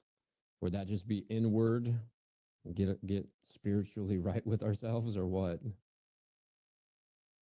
I think so, but I do think we are having a global recollaboration. I do think that as we've entered into this multipolar world with, a rising power with China and the world unifying around regional blocks, I do think tariffs really kicked off a reset. And the world seems to be moving into these blocks, whether it be the Gulf countries, GCC, whether it be BRICS, China, Russia, India, whether it be the ASEAN countries, and I think the collective West. And I do feel that the collective West has been fully colonized by a set of corporate interests. I call it the proof of weapons network. And the types of wars and various other activities that the West has covertly done around the world in order to acquire resources, I think it is coming back to the West. And so, yeah, I'm feeling like the Middle East, as volatile as it sounds right now, I think it's going to go through a decolonization phase and a growth phase. I think the global South is going to be okay. What you do during that transition, obviously Bitcoin is the haven, but then we live in the physical world as well. So I saw retreat in an island. I started planning about 10 years ago that I thought something like this might happen. Yeah, you know, with that, we've got lots of different types of models, but I don't see the West turning around from here. I think it's moving to a regional power, and that's very different to having America as a global hegemon. And I think that's the source of a lot of volatility that we're experiencing right now. So is that the shift to the multipolar world that a lot of people have been talking about? And you use the term proof of weapons network. I'm wondering if you can elaborate on that. What is the proof of weapons network, and how does that play into the unfolding of the multipolar world? Yeah, well, when I was a monetary reformer before I was a Bitcoiner, and I found Bitcoin because I was seeking a solution to fractional reserve banking. I tried to create a bank myself, and there was no way of creating a bank without engaging in the debt-based Ponzi scheme that fiat currency is. And so when you try and get a banking license, you sign up to either get an account directly. At the time I was applying with the Bank of England before Bitcoin was created, or whether you're doing it with the Federal Reserve. You basically sign up to be able to create money every time you issue a loan. The challenge is with each of those loans, it incurs interest, and the interest to repay that credit doesn't actually exist. And so by definition, ever since 1694, when the Brits created the system at the Bank of England, we've had this debt-based Ponzi scheme where in order to have money, you have to have more debt. And if you want less debt, you have to have less money. And the only way to continue the cycle is to have more debt. And so in trying to find ways of creating more money, i.e. creating more debt, you enter into this problematic environment that we have right now, which is you have individuals that borrow, and they either borrow to consume, in which case they end up on the wrong side of the debt-based Ponzi scheme, or they borrow in order to lever up and buy assets. And if those assets that they purchase end up, you know, outperforming the inflation that's created from the new money that has to be created to pay off the old debt and recycle the scheme, you end up in an environment of warfare. I call it debt warfare. And so when the individuals take it on, it's also done at the corporate level. And you have this hyper securitization and financialization of companies, where, you know, you're selling them at Silicon Valley, you're trying to take them public. But if you can tap into the debt capital markets, you can borrow at very, very low interest rates if you have a good relationship with an investment banker, which is what I used to do by career. And you end up being able to hyper leverage the markets, buy back your stocks, manipulate stocks. They go completely out of whack from any type of economic activity. And you either get on the right side of that or you get on the wrong side. And then obviously the easiest way to get that is at the government level. And so we had this post-Bretton Woods World War II order that we're currently living in right now, where the International Monetary Fund, the World Bank, and the dollar debt-based Ponzi scheme, which took over from the pound debt-based Ponzi scheme, has been essentially getting governments deep into debt by overthrowing governments, by installing central banks that are able to print alternative fiat currencies, and then using the IMF in order to enslave them in debt. And then you use this debt slavery to install dictators and all sorts of covert wars that we've been witnessing ever since the end of World War II, because you need to get the world deeper into debt. And then they take that money that they print and they lend it back to the US government through treasuries. And now we're at the stage where how many treasuries, you know, there's $37 trillion in the US. And we're trying to figure out how to roll over another $7 trillion this year. But at the end of it, you reach the stage where unless you can roll over that debt, then we're going to have to enter into a new phase. And so the countries start hedging away from this environment where they've had to malinvest in their own country, lend it to the US government through treasuries, because the dollar is the currency that they have to save in through this proof of weapons network. And then that creates an environment where all countries in the world are lending to the US. The US government holds on to all of that debt. And internally, you have this K-shaped economy where the rich get richer and the poor get poorer based upon how close you are to being able to borrow at 0% from the central bank or access a bailout. But eventually, the rich get richer, the poor get poorer to such an extent that you reach a very polarizing environment where you have civil unrest, because those shafted by the system go to the extreme left, and those that have done well from the system continue to corrupt the system with their power, whether it be buying politicians through lobby and just rigging the system in their game through bailouts and various other things, until the whole economy benefits just a very small percentage of the population with all the assets, and those that are labored with all of the debts, their cost of living crisis drives them to the type of environment that leads to civil unrest. And then an external power looks at that and says, right, time to reset the board. And so that's where it kind of, the proof of weapons network is codified into fiat currency, that you would end up with a very unsustainable situation because money is debt and there's not enough money to pay off the interest on the new debt. Wow. Well said. Yes. Well said. Just this whole idea, I mean, it all starts with that oxymoron, right? That the money is not actually money, right? The money is debt. When you have, when the British government got bankrupted, we entered into World War I, which was 1 year after we managed to create the Federal Reserve. There was multiple assassinations to ensure that a central bank wasn't created in America because it had a local state banking system. But we managed to get these two central banks, and then the third central bank was implemented into US. And it was no coincidence that in 1913 you had the ADL created, which is a organization for censorship, which is being weaponized at the moment to censor people at the moment. You had the introduction of income tax, because prior to that it was taxed on tariffs. And then you had the dollar debt-based Ponzi scheme. And this Federal Reserve, essentially the shareholders are banks. And so after 1913, the creation of the Federal Reserve, we entered into World War I. Wall Street funded both Nazi Germany. It funded the Industrial Revolution and the manufacturing base in America. And it also funded the Bolshevik Revolution, which was the overthrow of the Tsar in Russia, and then funded the creation of the Soviet Union and communism. So Wall Street essentially created and funded fascism, communism, and fake capitalism, which was capitalism backed by a debt-based Ponzi scheme, just like it did with the Bank of England.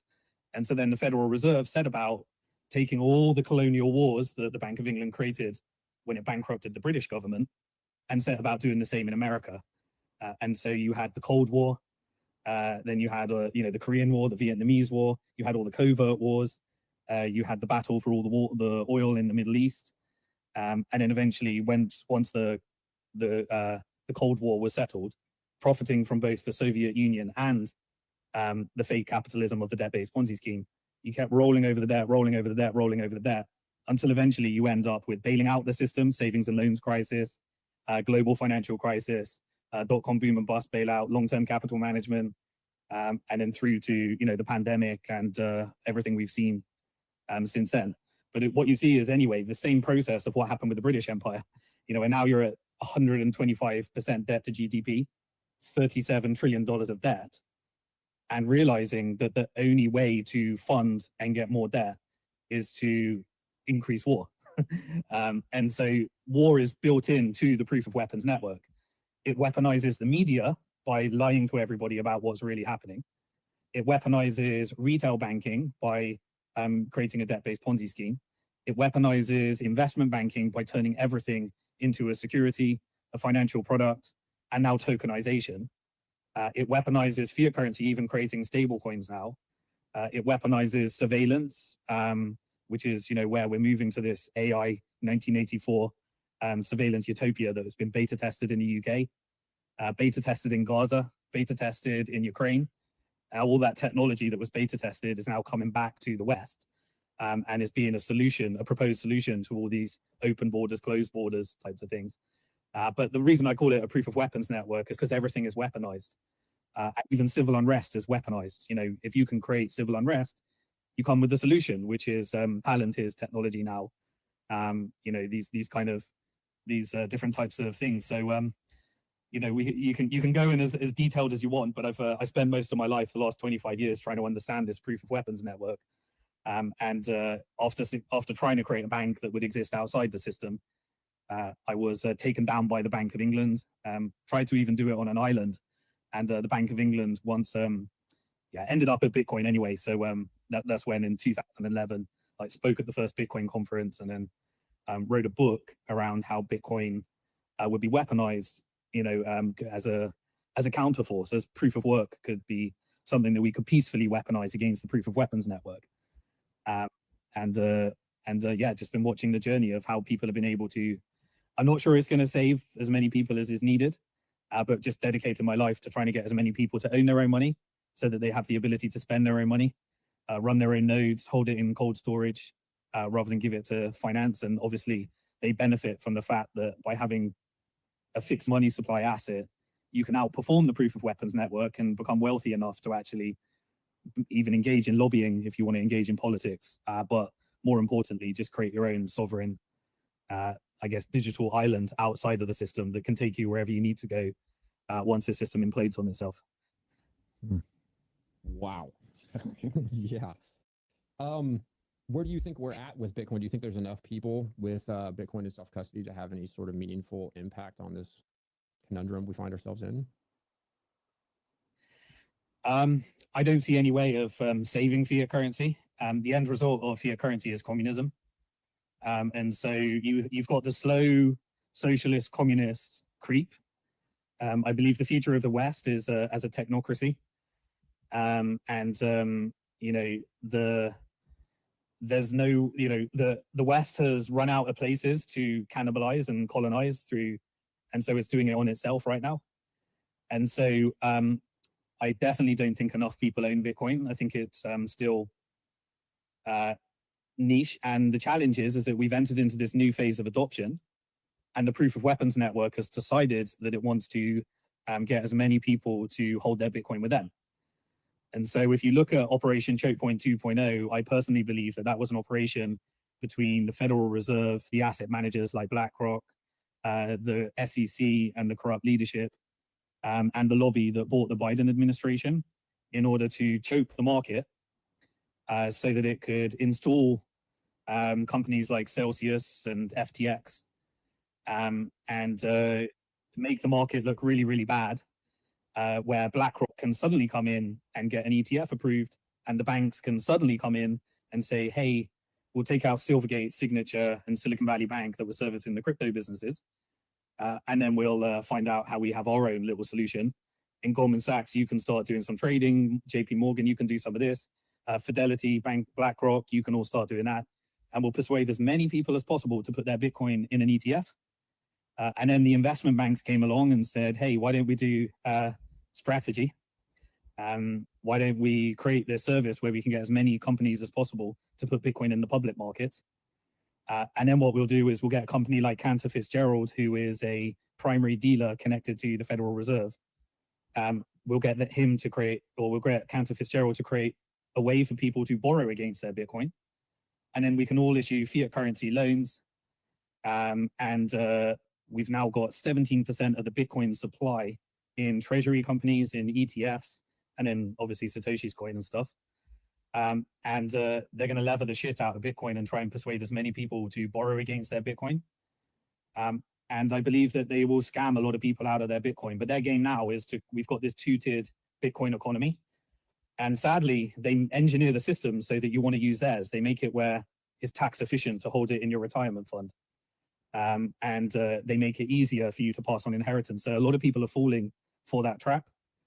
And I think it's all part of leverage that they'll gain when we negotiate into this multipolar world.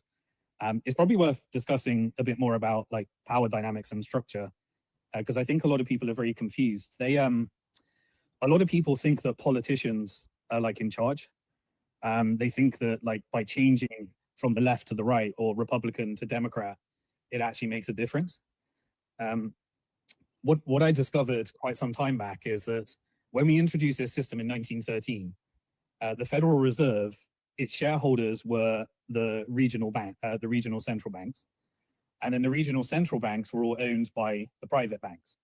Now, the private banks were able to create the dollar every time they issue a loan, and those private banks, which previously were owned by wealthy European families and elites, whether it be the Rockefellers or the Morgans or the Warburgs. And by the way, the Warburgs, they were both on the board of the Bank for International Settlement and the Reichsbank, which funded Nazi Germany.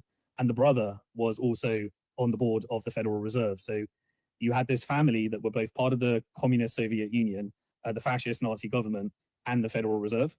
And they were all in the same families, funding every side of all the Cold War and everything else and profiting from both sides. But if you look at what happened with the Bank for International Settlements, which was set up after World War I to manage the reparation payments from Nazi Germany, it was every time Hitler would invade a new country, it would just take the gold in the Bank for International Settlements, like at Czechoslovakia. As soon as the Nazi Germany would raid, it would just take that gold, which was held at the Federal Reserve and the Bank of England. It didn't hold any of it. It just held the ledger. And it would transfer it over to the Nazi Party. And so what you had is that the gold was held at the Federal Reserve, the Russian Central Bank, and the Bank of England. And by the end of World War I and World War II, all of the Nazi Germany gold ended up around Fort Knox. All of the British Empire gold, which was accumulated through opium wars and various atrocities, that all ended up at Fort Knox. And a massive chunk of the Russian Soviet Union gold all ended up at Fort Knox. So 75% of the world's gold, through this elaborate mechanism at the Bank for International Settlements, it would, every time Nazi Germany raided a new country, it would hand over the gold and just put a new title on top of the gold and change the label on the drawer and say, hey, Fed, that belongs to them, or hey, Bank of England, that belongs to them. And then eventually it all ended up in Fort Knox, and now obviously it's never been audited. And it says that Treasury has it, but actually the Federal Reserve has levered it up and it's on both balance sheets. And the Federal Reserve is a private company. So if you look at Treasury's balance sheet and Federal Reserve balance sheet, you've got this 8,200 tons of gold, which is called into question. And the Trump administration said he would audit, but I don't think he is going to audit. But it's really interesting because if you think about it, this change in power dynamics was all funded by war, access to weapons, military might. And then you could change the label of the gold. And because it was a custody at the central bank could determine who was going to win the war by who it would put the new label on the gold for. And so eventually it put everything in Fort Knox and said, we'll use the dollar. We'll persuade the whole world. We'll force the world to adopt dollars because we've got all the gold. And so they then said, hey, why don't you all trade your currencies against our currency, and we'll back our currency by gold. And you can all, if anything goes wrong, don't worry, trust me, bro, we've got the gold. You can trade your currency for our dollars. And then if you don't like anything we're doing, you can trade it for gold. And so they set up the IMF for that purpose. So now you had the Bank for International Settlements, the IMF, and then the World Bank set about colonizing the world and getting them addicted to dollars. And then obviously when the French came along and pulled up a fleet to America and said, give me my gold, we entered into 1971 and the closing and saying, we're going to default. You can't change the dollar for gold anymore. And so we then entered into the hyper cycle that we're in right now, where there was no constraint on how many dollars can be created other than who was willing to borrow it. And so that's where we find ourselves in right now, because no one can convert those dollars to gold anymore. Oh, man, that's first of all brilliant exposition. Yeah. I've told a similar story, but in much more succinct terms, and it helps a lot the way you unpack it that way. Is it one of the ways I've tried to condense this is that when you track the physical movements of gold across the world, it very closely tracks the movements of power dynamics or political power, as you were describing. Is that still the case? Like, so is gold still the primary geopolitical money of the world today? Like, whoever has the gold makes the rules, so to speak. Yeah, well, one of the interesting things about what happened post 1971 is that America, when it privatized the creation of the dollar and then removed the constraint on the convertibility into gold, we entered into this new era where banks rule. And so what happened with that is the banks then created the investment banking division, which previously was, around about just making companies public. It did the 29 debt-based, it managed to lever up like crazy, get everyone into stocks, create a bubble, and then it burst the bubble, took America into the Great Depression of the 30s, confiscated all of America's gold, forced all the Americans to hand in their gold to rebuild this supply. It was really, it used its gold and its ability to leverage its gold to build its manufacturing base. And so the reason that America dominated is because it was providing the weapons to everybody. Germany had its own weapons, but once it didn't have access to its gold, it created an alternative system called National Socialism, which is where it essentially printed its own money to come out of the Weimar Republic, which wasn't backed by gold. It was actually backed by labor. And then he arrested the Rothschilds and we ended up in World War II and all the atrocities from there. But America was really built upon its manufacturing base and its ability to manufacture those weapons. And so at the moment today, America dominates from technology, but has a competing power with China. But the reason that American technology dominates is because it created this privatization system.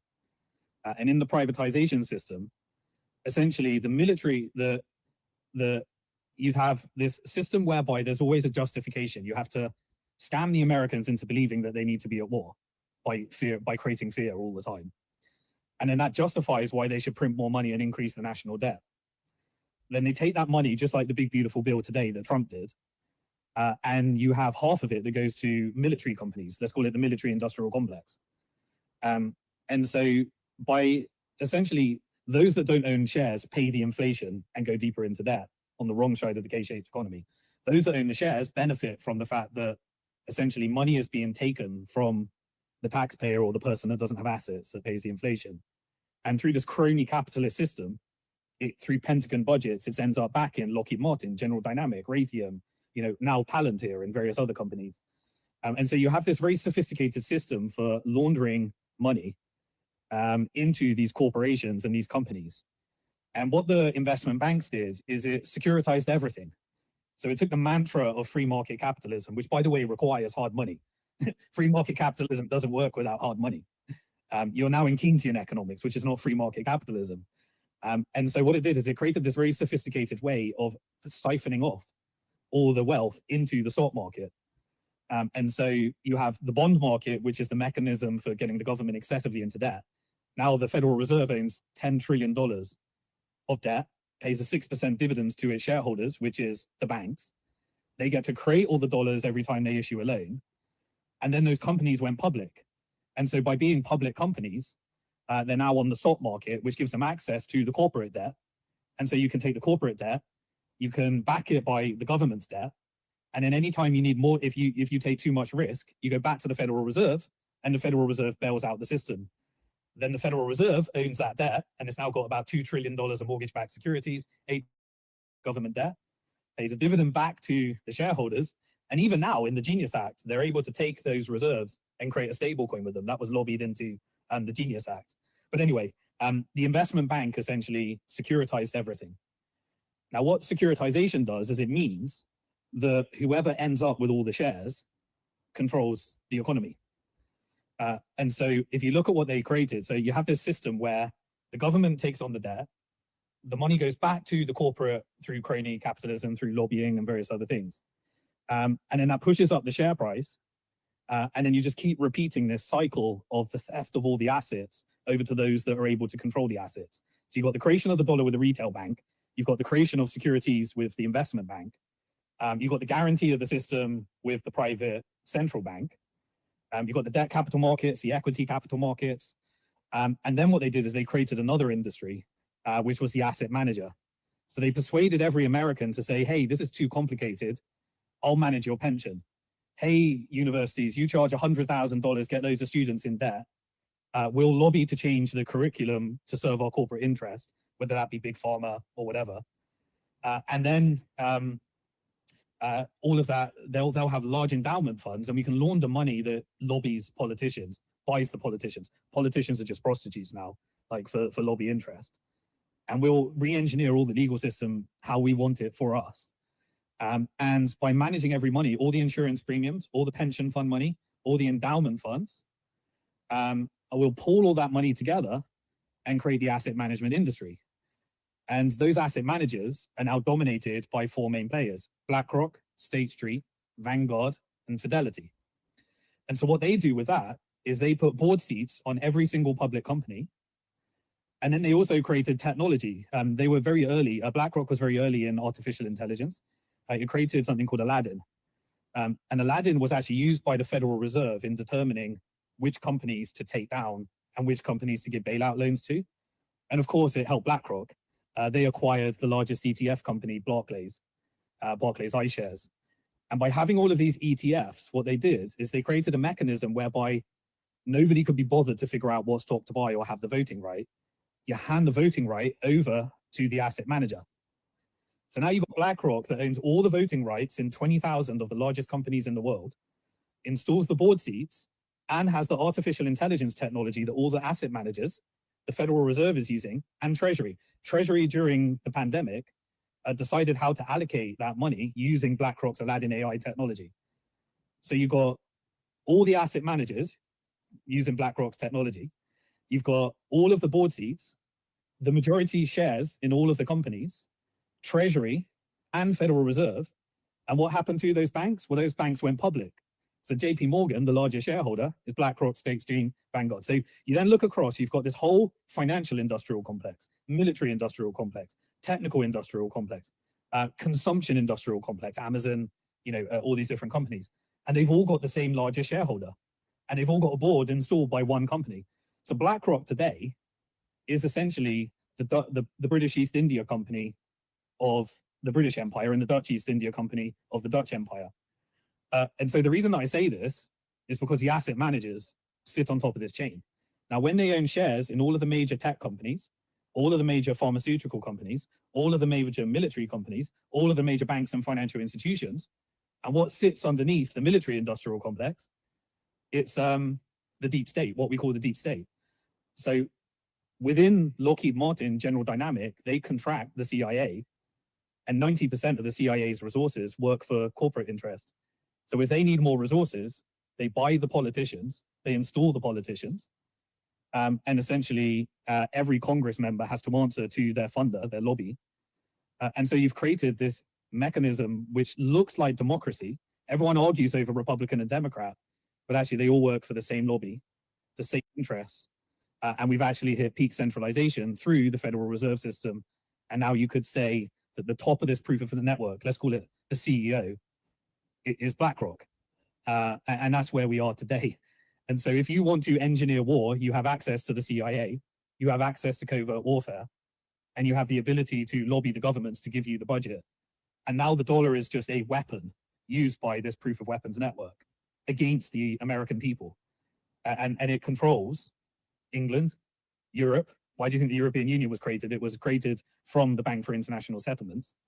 The European Union, unelected body that essentially persuaded everyone to get rid of their currency, and now they're mercy to the European Central Bank and the European Union. And so this is why you're getting across the whole of the West, from Israel to Australia to Canada to America to Britain to Europe. They all work for the same corporation. So right now, BlackRock is meeting Keir Starmer and asset stripping water, all of the different resources that it needs to build their AI data centers for Palantir and the Magnificent Seven companies. And that's where we found ourselves today. So the reason there's problems is that we have created this monster. Now, here's the thing. This proof of weapons network, it is governments are subordinate to it. So they control all the governments. They control the politicians. They control Congress. They control Senate. And if they want to assassinate someone, which is very topical at the moment, if they want to bribe someone, if they want to ruin someone's career, they have the ability to do that. But the world has this facade of thinking that they live in democracies when democracy is an absolute optical illusion to distract people into thinking all you need to do is change your politician and my vote matters. when it doesn't matter. You have to be wealth. The only people that control this system is those that own shares in BlackRock and these companies. And that's why we've entered into this world where government, there is no America first agenda. There is no Britain first agenda. There's just a BlackRock first agenda, and it manages the portfolio of this corporate interest.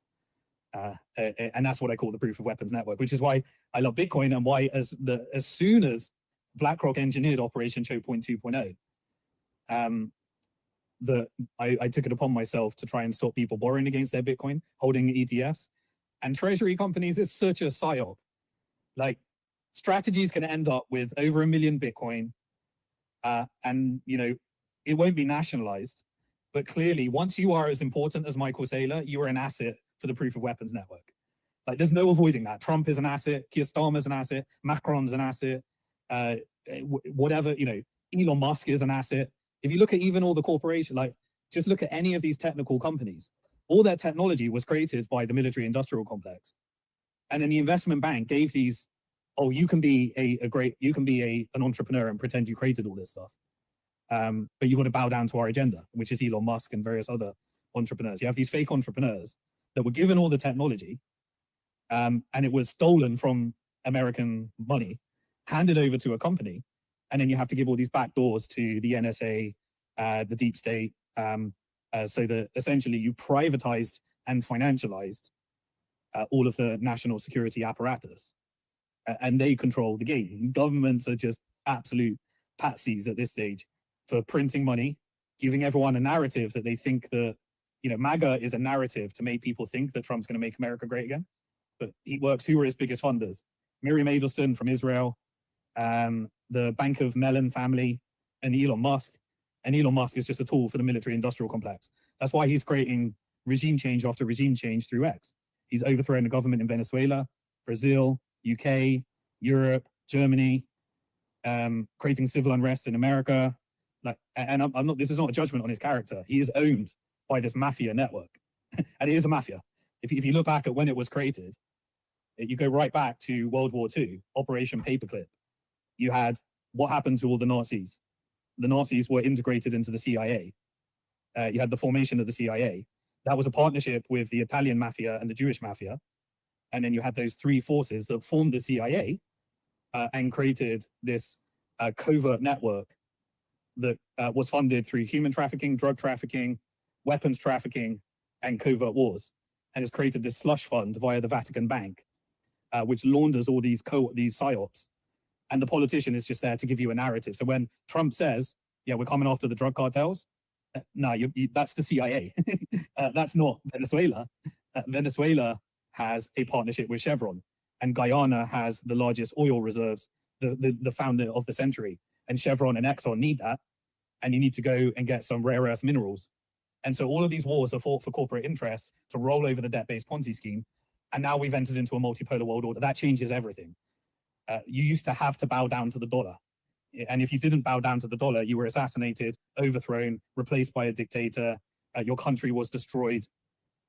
Now you can work with China, and that creates a problem. And now Saudi Arabia, Qatar, UAE, they've got sovereign wealth, and America has nothing but debt. And so we're going through these resource resets because we're in a multipolar world. Like, the sanctions no longer work. Iran, China, Russia, they've got a network, and India's joined that network for trading no matter what the dollar says. Saudi Arabia reduced the petrodollar from 100% dollars to 70% dollars, and now is managing an exit of the US colonial military bases. And that's what we're witnessing all around the world right now, in Russia, Ukraine, and all these other things.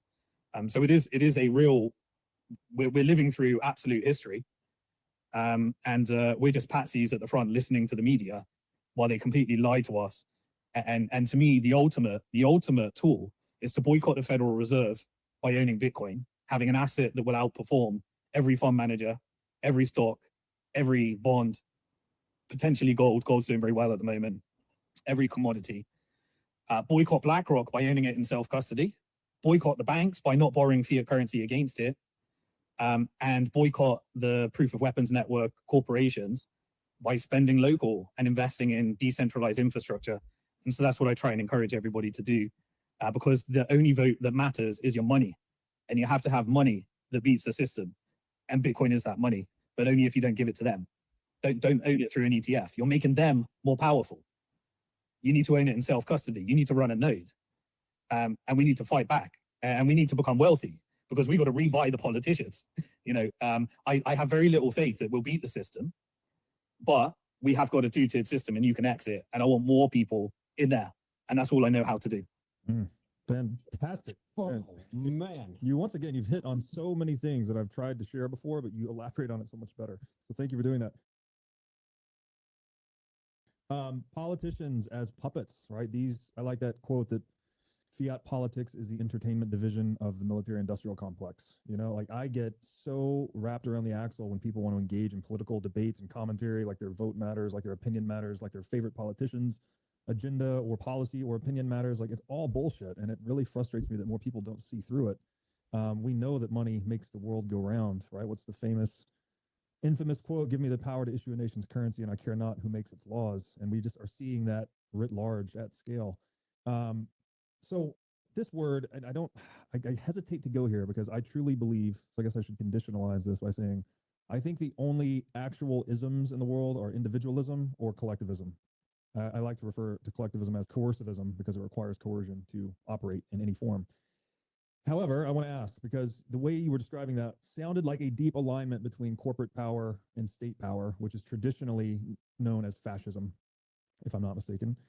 Are we saying that fiat currency is the root cause of all of this global fascism, if that is the right term, that we're seeing unfold in the world? And how do we get people out of that political layer, left versus right, believing in the puppet show, and to abstract or transcend their perspective to be able to see the puppet masters? Yeah, so it's a great question. And I'm not sure I've got the full answer because I do think that there is a spiritual war, and that's beyond the scope of religious, whatever conversation, spiritual belief. I do believe that is a layer above monetary, but I do believe in these spiritual, if you look at ancient scriptures, Jesus Christ threw out the usurers because he knew the problem with usury. In Islamic finance, it knew that there is fundamentally a problem in interest, in riba. Even in Jewish scriptures, it said we can't lend to each other at interest, but we can lend to others. And so there is something in the monetary system that takes us, I think, down a darker path. And the monetary system is rigged to fail. But I also do believe that, so firstly, China's not communism and America's not capitalism. That's the first thing to figure out.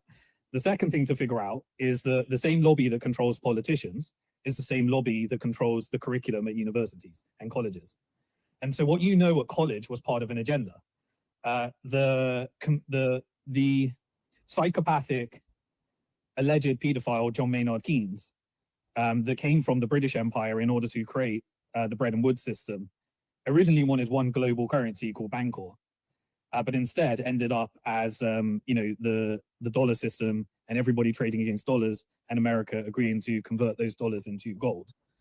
But the economic theories were written in order by the same people that wanted to create a bunch of investment bankers and central bankers that understood their definition of economics.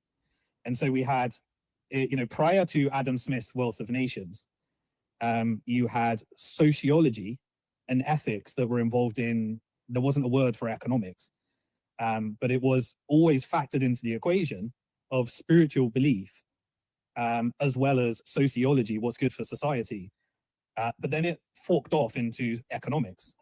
And then in the Wealth of Nations, it was actually written by Adam Smith from much of the free trade and hard money Islamic economics, but it wasn't called economics. It's called sociology and different sciences.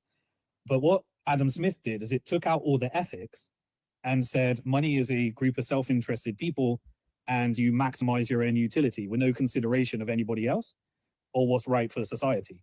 And if you have a bunch of people that maximize their own self-interest, then he has this thing called an invisible hand, a free market, which directs the flow, but it needs hard money. And so the Islamic economics had hard money, ethics, and free trade. What we did when we went over to classical economics was we took out ethics and we took out hard money. And then when we went into the post-World War II Bretton Woods era, we codified usury based upon the Bank of England experiment, and we took out hard money because we removed the gold standard. So then you have the worst of all worlds. So I do believe that money is important and it can drive everyone in a certain behavior and direction when you create a scarce game and a Ponzi scheme. But I do think there's layers above it. I don't think money's the whole thing. I don't think Bitcoin, some people see Bitcoin as divine. Like, some people actually see it as God or Jesus or something. I don't put that in. I think it is a technology. I think it was, but the reason I say that is because John Maynard Keynes then iterated and said, hey, we need, if you want to stimulate your economy after this Great Depression and in the post-World War era, it said governments need to take on debt, and guess who provided the debt? The World Bank and the IMF. And so they created an economic model that said, if you want to get to full employment, the government has to step in hard times. The other half of Keynesian economics was you need to pay down your debt in the good times. And because it's a debt-based Ponzi scheme, that doesn't work. And so you ended up with Keynesianism, and then Milton Friedman came along and said, here's monetarism. And they said, well, actually, you need to have a 2% systemic inflation. And you need to leave it to the free market. And what did the free market do? It created the hyper-financialization and securitization. And so now you ended up where the investment banks own everything, the private banks own everything, and it took these economic theories and trained a bunch of muppets to work at these banks and do the grad schemes and work at these central banks. And now those algorithms determine our monetary policy. And guess what? Economics was never solved. Like, if you study economics, which I did, these things are debates. And I personally believe it was the pre-wealth of nations models that were right: ethics, hard money, and free markets.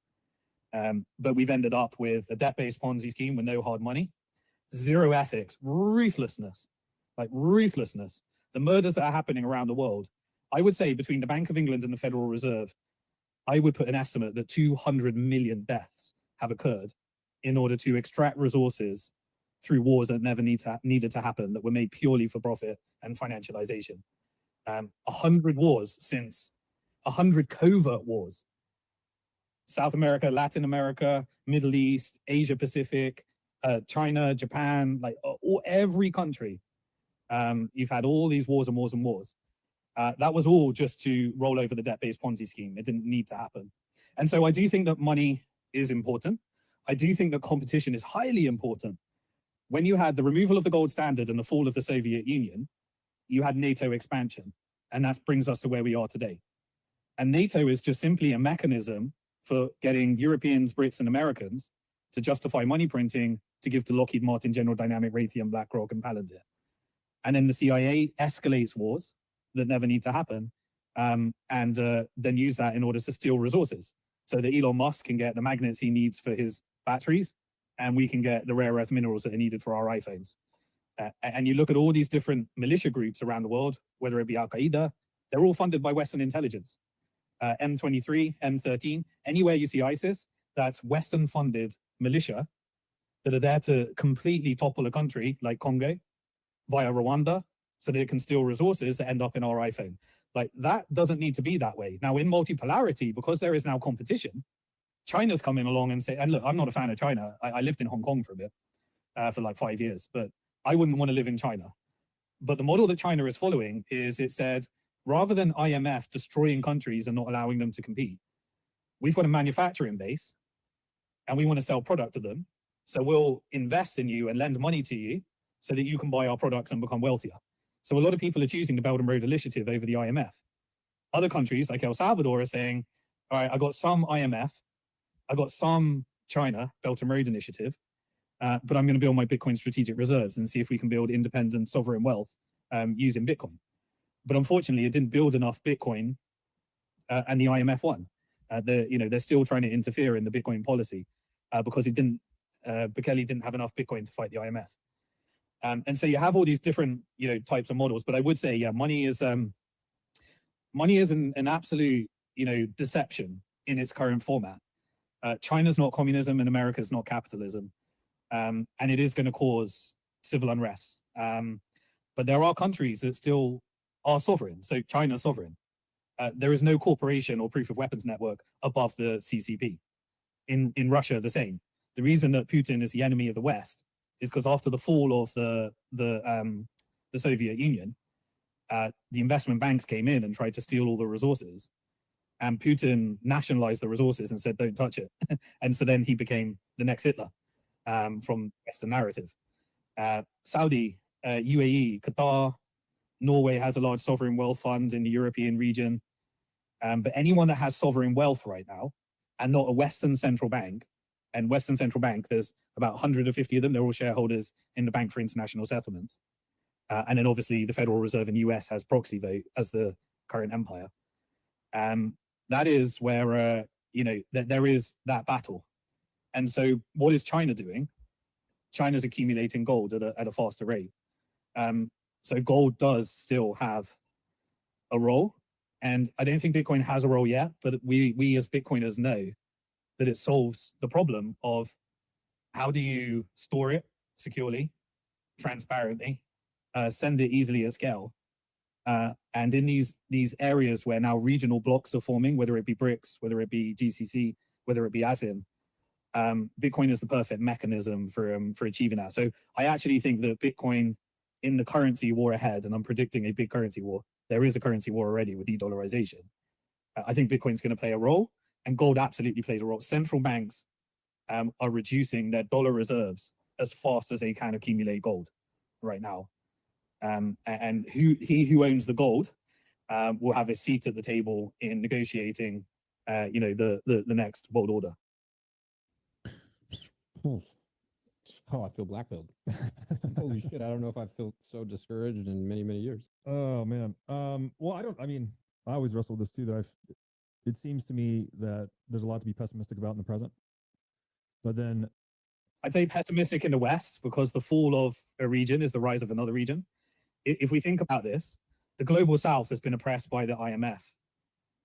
Unfortunately, Venezuela is not going to get anyone that's in America's neighbor is not going to get away. Europe is being sacrificed. UK is being sacrificed. Venezuela, Central America, Latin America, they're being sacrificed.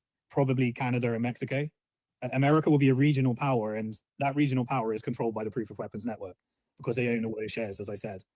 And it is cannibalizing its own people at the moment. But with the rise of competing powers, I think the Middle East is going to be, for the first time in 100 years, peaceful. That all of the war that we're seeing right now is completely changing the game in a way we've never seen before. So Middle East is actually going to be sovereign because it's partnered with China and BRICS.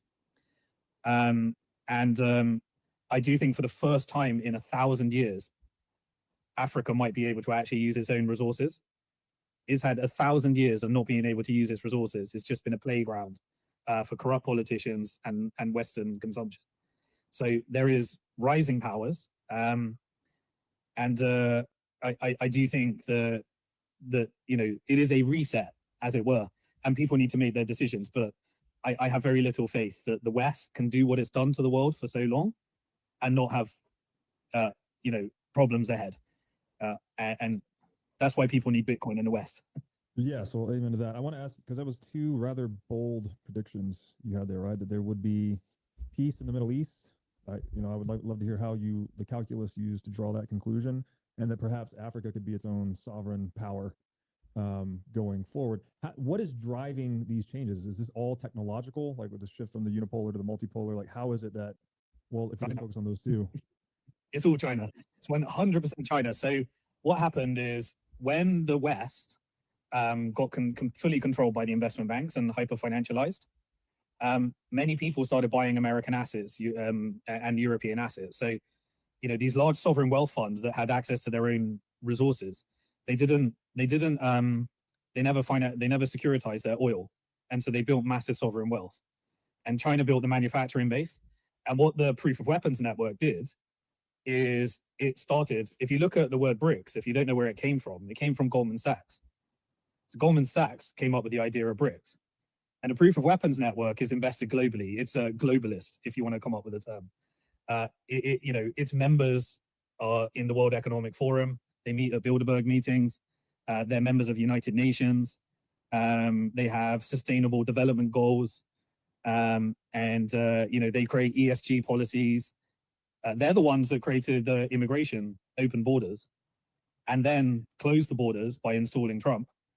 and then created the environment where you can have Palantir, the privatized, so Corsiva, GEO, Palantir, these are all the privatized the prison sector that profits from every person that goes into prison, profits from every deportation, and profits from the surveillance state. Those companies together, they're all obviously underneath BlackRock as well. And you have the Peter Thiels and Elon Musks that are able to usher through these different things. But the West is controlled by them. Now, what's happening in the Middle East is obviously the Middle East was colonized by the British Empire, the French Empire, Imperial Soviet Union, and then America just used it as its playground. America needed oil. It's now oil independent. When it invented fracking, it managed to become oil independent. But it needed oil from the Middle East. And it created war after war after war. The whole thing between Iran and Israel. So Israel was a colony of the British Empire. And then when the British Empire handed over its colony to the IMF and the American Empire, and we had this neo-financialized empire that we have today through the IMF and Fed and the Proof of Weapons Network. Israel was there to create a destabilizing force in the region. And then Iran was there in order to create a competing force. And if you read something, there's a book called Operation Gladio by Paul Williams. It explains how there's this strategy of strategic tension where America would fund both sides, or the Proof of Weapons Network would fund both sides. And then if you have two enemies like Iran and Israel, then you can throw the region into war forever. And you can just make sure there's no competing force that can unify around their resources.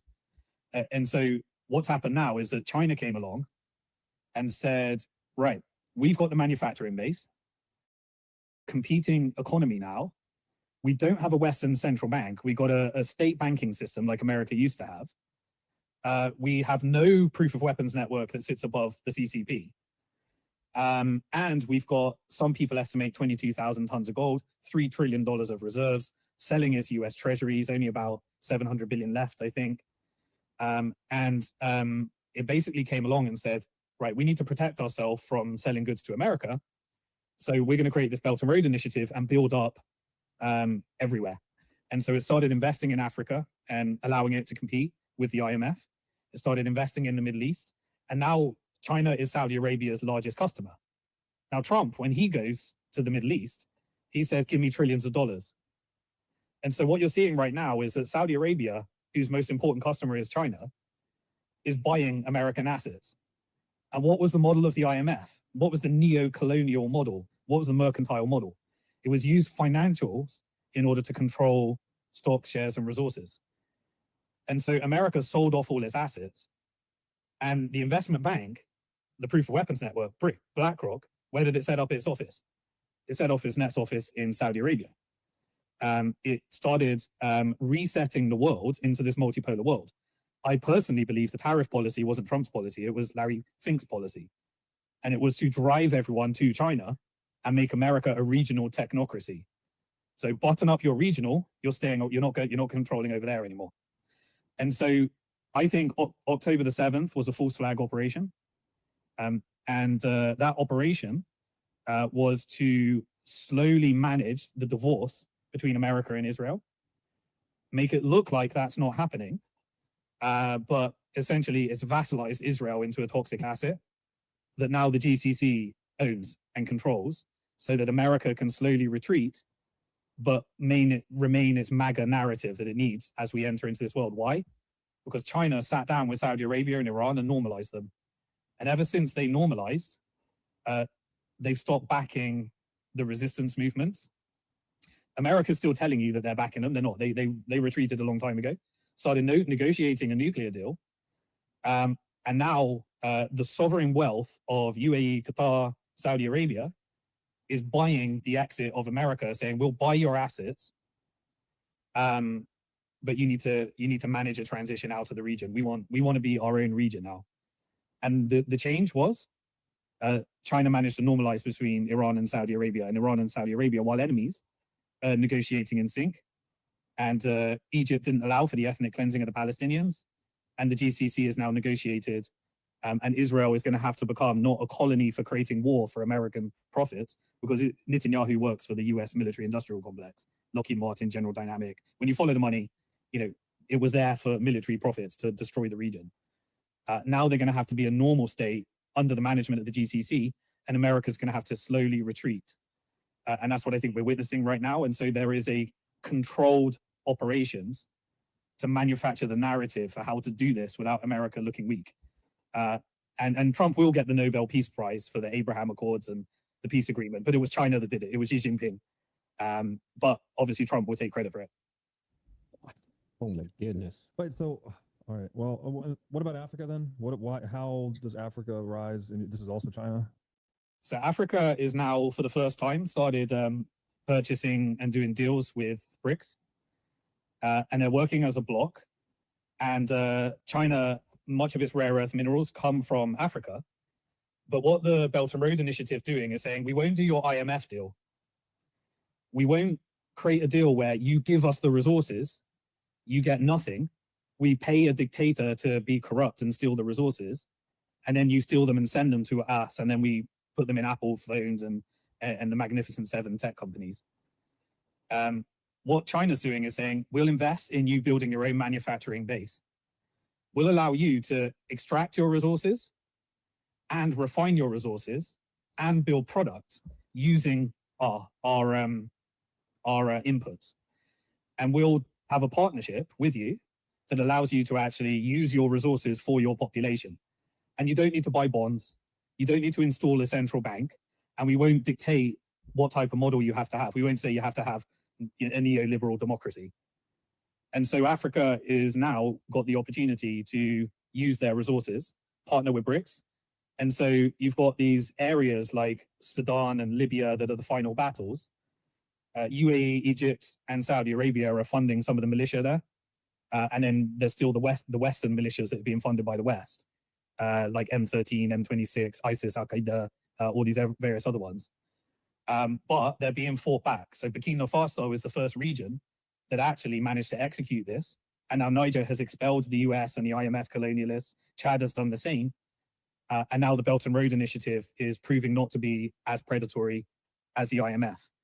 And so for the first time in 1,000 years, they might be able to actually use their resources to educate their people, build a manufacturing base, rather than being slaves for Western consumption. I just wanted to share one thing. My grandfather told me when I was a kid and I didn't understand it. He's like, son, I just want you to remember this. You'll understand, you can think more about it one day. He said he thought that China was going to take over the world without ever firing a bullet. And I just couldn't stop thinking about that as you were describing all that. Yeah, again, I don't want to sound like a China propagandist. It's an authoritarian country. Human rights are violated frequently.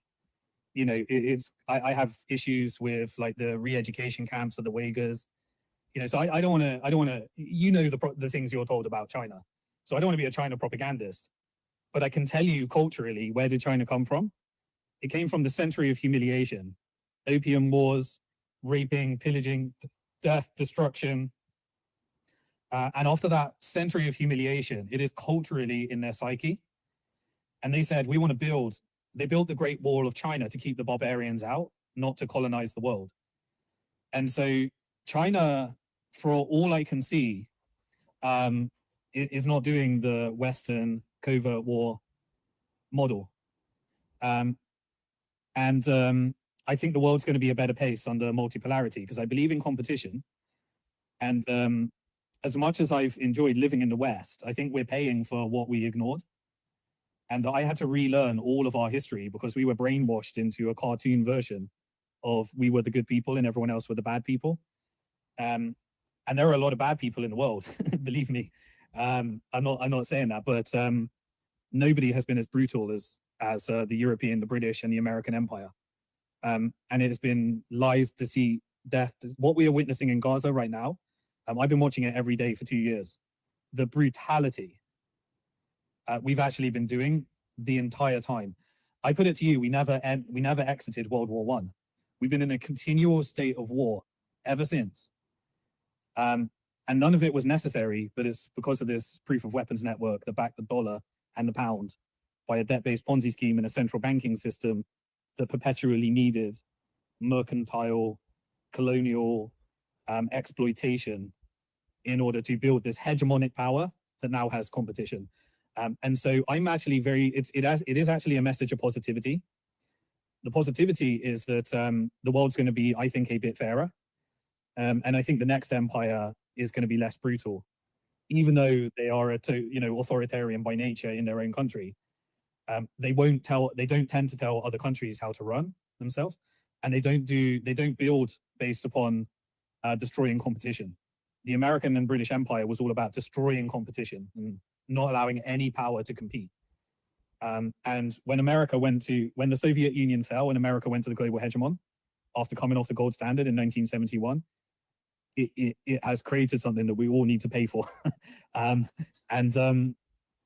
So I do think we come out in a better place, but we've also got this technology, like this artificial intelligence thing. That's another force. Like, and Bitcoin itself, like the real battle of the future is, I believe, centralization versus decentralization in the end. Like, I'm not sure even if the next empire is going to survive long, because it seems like we're entering into a stateless technocracy. We've got all of that to go through. And what's happening to everyone's jobs in this environment? Like, we are alive at a time when if you don't own Bitcoin, and if you don't like Bitcoin Gold, whatever you want to do, like, I don't know. I don't have another answer, because there will be people that own Bitcoin and people that don't own Bitcoin, people that own gold and people that don't own gold, because artificial intelligence seems like it's going to change everything. And I do think that's why we're moving to this very strange world, and we're all going to navigate it together. Like, there are several changes all happening all in one go. But I do tend to agree that we will be propagandized in terms of what China's doing. And what was the justification for all these wars? Communism. We need to fight back against communism. We need to fight back against terrorism. And those were all manufactured. Both communism and terrorism was 100% manufactured by the West. There would be no terrorism if we hadn't funded militias, we hadn't invaded countries, and we hadn't created crimes against humanity that Julian Assange needed to reveal to us on WikiLeaks, that only managed to share the message to us because when the bank shut down WikiLeaks, it was only Bitcoin that allowed it to raise the funding that it needed to teach us what we did in these wars. Like, if you're watching Gaza, that's probably 100 to 600,000 deaths by the time we're done. We did 1 million in Iraq, civilians. Like, we were brutal. And now we get to see it on video. And Bitcoin gives me, that hope. And I do think that if we can box America into a regional power, I think the rest of the world is going to be slightly different. But absolute power corrupts absolutely. So there's still a centralized and decentralized battle to be had. Wow. Is it possible that, or what kind of unexpected turn of events could potentially happen that could stop the foreseeable, seemingly probable carnage that's in front of us, if any? Well, actually, I think we avoided World War III. That's a good thing. Because Russia, Iran, and China, and India and BRICS and South Africa and Brazil and various others, because they managed to create that environment of a competing hegemon, I call it the Shanghai Proof of Weapons Network now. It was on full force in display at the Shanghai Corporation Organization a couple of weeks ago. AI, technology, financial rails, military, and it's all defense. I don't believe it's an attack, famous last words. But I don't believe it's based, I actually believe it's genuinely based upon defense. But I think we avoided World War III. And that was because there were this unification of regional blocks made it where the Proof of Weapons Network that controls all military profits in the West, it was more profitable. The way that it tends to work is if you're negotiating with America, so say you're the Gulf Cooperation Council and you're negotiating with America, they'll say, all right, what's it going to cost us for you to stop the forever war? And they'll say, no, the forever war makes us, we've made $10 trillion of revenue over the last few decades, and we got no competition here. You've never been managed to unify around your oil resources. We're the global hegemon. No thanks, there's nothing. We'll keep bombing. We'll keep finding a new reason to manufacture a war. Even Afghanistan, that was just about protecting the drugs industry for America by the CIA. But what you're negotiating is you're basically saying, in order for the military to stop making profits from this forever war, they need to make 10 times more out of the rebuild. And so the reason the US colony of Israel is destroying Gaza is because they're leveling it because they're going to rebuild. And you can see Tony Blair submitted the plan. They're going to tokenize the land. They're going to integrate Palantir technology and build a surveillance state with US contractors. And so you need to persuade JP Morgan, BlackRock, Goldman Sachs that there is 100 times more profit. It's a bit like a shitcoin, right? Invest in my shitcoin and you can get 100x rather than a good stable Bitcoin. And so they have to create a scenario where BlackRock can go back, manage its portfolio and say, right, we're going to lose profits from Lockheed Martin, but we're going to get those rare earth minerals that will help our technology companies. And we'll get that loan, and we'll get another 2 trillion of bonds here. And that's what they're negotiating essentially. And the GCC is saying, right, I'll invest 1 trillion here if you allow us to have this military base taken away, and we enter into a 5-year agreement where we can harness our nuclear energy for artificial intelligence and build data centers. And they'll say, okay, well, we need to control this water resource. And if you don't let us have X%, then we'll just bomb it and we'll get Israel to bomb it. And we'll put that ISIS militia in there and destabilize the region. Now, it's not exactly how it works, but it works via these proxy relationships. And that's what you're witnessing right now. So they had to create an environment where the rebuild with BlackRock contractors is 100 times more profitable than the forever war. And because the West is overvalued in its stock market, it's looking for these high growth opportunities. And this is an experiment. Like, these countries have to get into bed with the devil. Like, they have to sell off some of their assets in order to buy some of their decolonial freedom. That could go wrong. Like, at any time, BlackRock could say, let's launch another covert, let's create a destabilization campaign through Lockheed Martin, and we'll fund it through USAID and all these NGOs and stuff. So it's a volatile environment. It's a new experiment. And then the technology side, I think that disrupts state power. Like, I think we're entering into a world that we're not going to recognize, put it that way. Like AI and robotics. I think the most important thing for us is we proved that we could create money we can own, money we can spend, and money that has a fixed supply on the largest world's distributed supercomputer with a network of nodes that back it up. I think we need to figure out how to do a similar thing with AI, identity, and we have a resistance against the centralizing power and centralizing forces.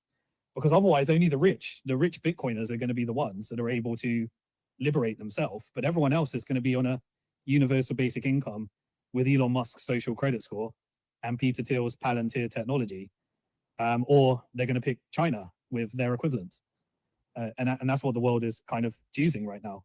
It's a very fascinating time. But Bitcoin, it's all about sovereign is the word. That's what everyone needs to build. And that's why people need to get into Bitcoin. It's a state of emergency. Own more Bitcoin every single month than the previous month. Decide whether you're going to pay your debt or buy Bitcoin. I can't make that decision for you. It has consequences. You need to decide what those consequences are. But everybody needs more Bitcoin this month than the previous month, and you're running out of months to do it. I think we got a fair bit of time. I think we avoided World War III. World War III makes no financial sense for anybody. I don't think China will reunify with Taiwan. It makes no sense. It would destroy the financial markets. It would be a negotiation tactic, probably, but I don't think that's going to happen. Europe, Ukraine's over. Ukraine is going to be owned by Russia. I'm sorry.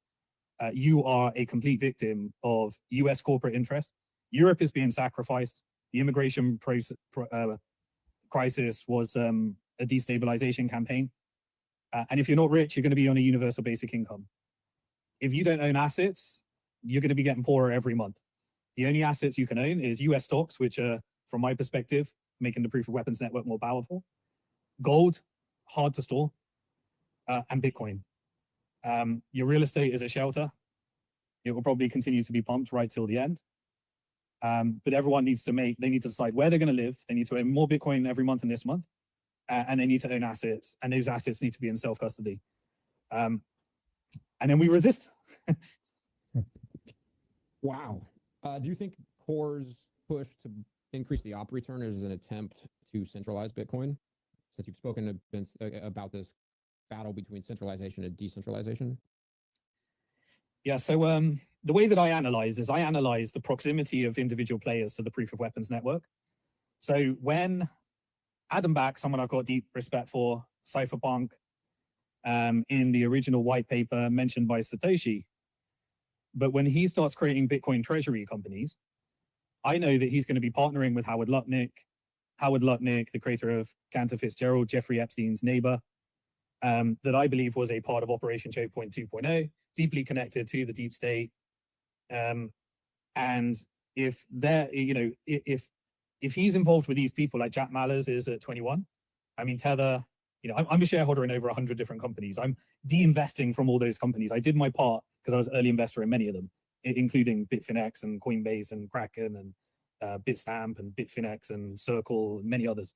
But as I've come over time, they've gone further and further away from the Bitcoin mission. So I'm trying to de-invest from them, but they're getting closer and closer to the proof of weapons network and the Wall Street side. And so I think, Bitcoin and self-custody is the thing. And anybody that is a core developer or part of core and also pushing a Bitcoin treasury company, I'm skeptical of. I'm not making an accusation because it's not even about character. You could be forced into an Epstein, a BlackRock, a Blockstream, an AXA, like a Cantor Fitzgerald. This is the mafia you're getting into bed with. Jack Mallers, you are in bed with the mafia. Like, you are in bed with mafia players. Charlie Kirk tried to exit the mafia. You don't exit the mafia once you're in bed with the mafia. And this is the mafia, the Cantor Fitzgeralds, the proof of weapons network. So once you're there, you're there. So would it surprise me if BlackRock wanted to get as much Bitcoin in ETFs, become shareholders in as many Bitcoin treasury companies, fund as much of the developers and compromise as many of the developers as possible, and take as many mining companies public and become the main shareholder in those public Bitcoin mining companies. The biggest threat to Bitcoin right now is the US, because the proof of weapons network is hosted in the US, and the US is getting more mining, more public companies, more ETFs, more treasury companies, and they have developers. That is a big concern for me. And so if somebody is going to create a competing implementation whereby approximately 20% of node operators are running an alternative implementation, I encourage that because I think we might need it one day. I'm not making I ideologically kind of agree with the argument of let's not change too much, but I'll just say it, Peter Todd, I mean, this is somebody that advocates for nuclear war. This is a staunch Zionist. This is somebody that has no Bitcoin. Ideologically couldn't be any further away from what I think Bitcoin is, and doesn't even have a stake in the game, and wanted to increase the number of Bitcoin and has radical ideas, and he's in the core development team. I think we need to hedge. So for me, it's all about protectionism and making sure that we can hold core to account, because they know, just like I remember when Thash.io got like almost 50% of the mining pool, and then we had to all coordinate in order to make sure that everyone moves their miners to a different pool. And then they came down and they were tiny eventually. This is another, core is an attack on Bitcoin, and we need to know how we protect ourselves from core. It's not an attack on core from me. It is, I believe competition is good. And if we go through this experiment of really showing that we can put 20% of our nodes to knots, that's a good thing. That's an attack vector that Bitcoin has protected itself from. And I have no doubt that the largest, most powerful actors in the world will want as much control over Bitcoin as possible. And humans can be compromised, can be ransomed, can be blackmailed, can be forced to do things, even if they don't do it anyway. So that's an important thing for us to protect ourselves from. Wow. So I guess we're kind of getting close to time here. Maybe one last question. Man, I don't really know which way to take it. I want to go back to the spiritual warfare thing you brought up earlier. Maybe you could just unpack that a bit for people. This is a lot, right? It's a lot for people to take in. It can be very doom and gloom. It can give you the overwhelming sense of pessimism about the present. Although I think, again, looking backward across history, I think we've in general moved towards the positive, right? Human civilization has gotten better over time, despite all this chaos, despite all of the intermittent chaos. And so I would hope that that trajectory would continue. Obviously, it's not guaranteed. We've had the dark ages and other setbacks, major setbacks. But if we're looking at that spiritual warfare dimension that you mentioned earlier, like what's there? What are the actions, like what for people to take into their lives, to consider, to participate? Obviously, we've said buying Bitcoin boycotts this system and gives you independence and enrichment. What else? What else should people be thinking about in terms of fighting for the good in this spiritual war? Yeah, so I don't want to dictate, my personal beliefs, but I do believe we have a creator. And my personal belief is that we are on Earth for the afterlife. That's just my personal belief. And so life is a test. And you are faced with challenges. I don't believe those challenges get solved. Like life is a continual state of challenge after challenge. And I think life is a test for how you react under challenge. Do you go down an evil path? Do you go down a good path? What is your definition of good? Do you look for religious scriptures to define good? I'm not here to preach. I have my own, but I think when you are tested to the max, and I've done a lot of anti-war activism. It was kind of the reason I got into Bitcoin. Right back in the day, 2011, there was like a podcast called Bitcoin Not Bombs. Like when I went to the first Bitcoin conference, it was a resistance against, it was us versus the banks. We were cypherpunks, we were activists, we were taking on and allowing people to own their own money, and it was a mission of resistance. Personally, I believe that, how you react and how you treat each other. I'd encourage everybody to ask yourself the question, are you tolerant of things? To me, I kind of, for the last 2 years, it's been a massive eye opener for me because I've been watching the Gaza genocide. And I always said to people, what we allow and tolerate is coming home. And the technology that was used in Gaza, genocide as a service, occupation as a service, surveillance as a service in UK, integration with drones in Ukraine. This is the same technology that was in the Big Beautiful Bill in order to implement border control. These are beta tests. And so we just had the assassination of Charlie Kirk. Now, Charlie Kirk, I'm sorry if this offends, advocated for an ideology that led to the death of many in the Middle East, in Gaza. And he tried to pull away from that ideology in his final weeks. And he had arguments with very powerful people as he was pulling away. And I believe that they took him out because he tried to pull away. Everyone will speculate on that. We'll never get the truth. We'll never get the truth. You'll always be left with speculation. But there is a cost to tolerating crimes against humanity to others and turning a blind eye. And so to me, I believe that we're on this earth in order to see humanity as humanity. And I think we're being tested. And I think the earth is an eternal struggle. And it's a test to find out, did you do good or did you do bad? And once you learn truth, and I've spent the last 25 years unlearning what they learned in my British education. But once you learn truth, do you stick to truth? Or do you tolerate something that you know is unacceptable? And I think that's the test. So I encourage people to say, there's been 20,000 shootings, gun shootings in America this year, but only one of them are we talking about now because he had 8 million followers.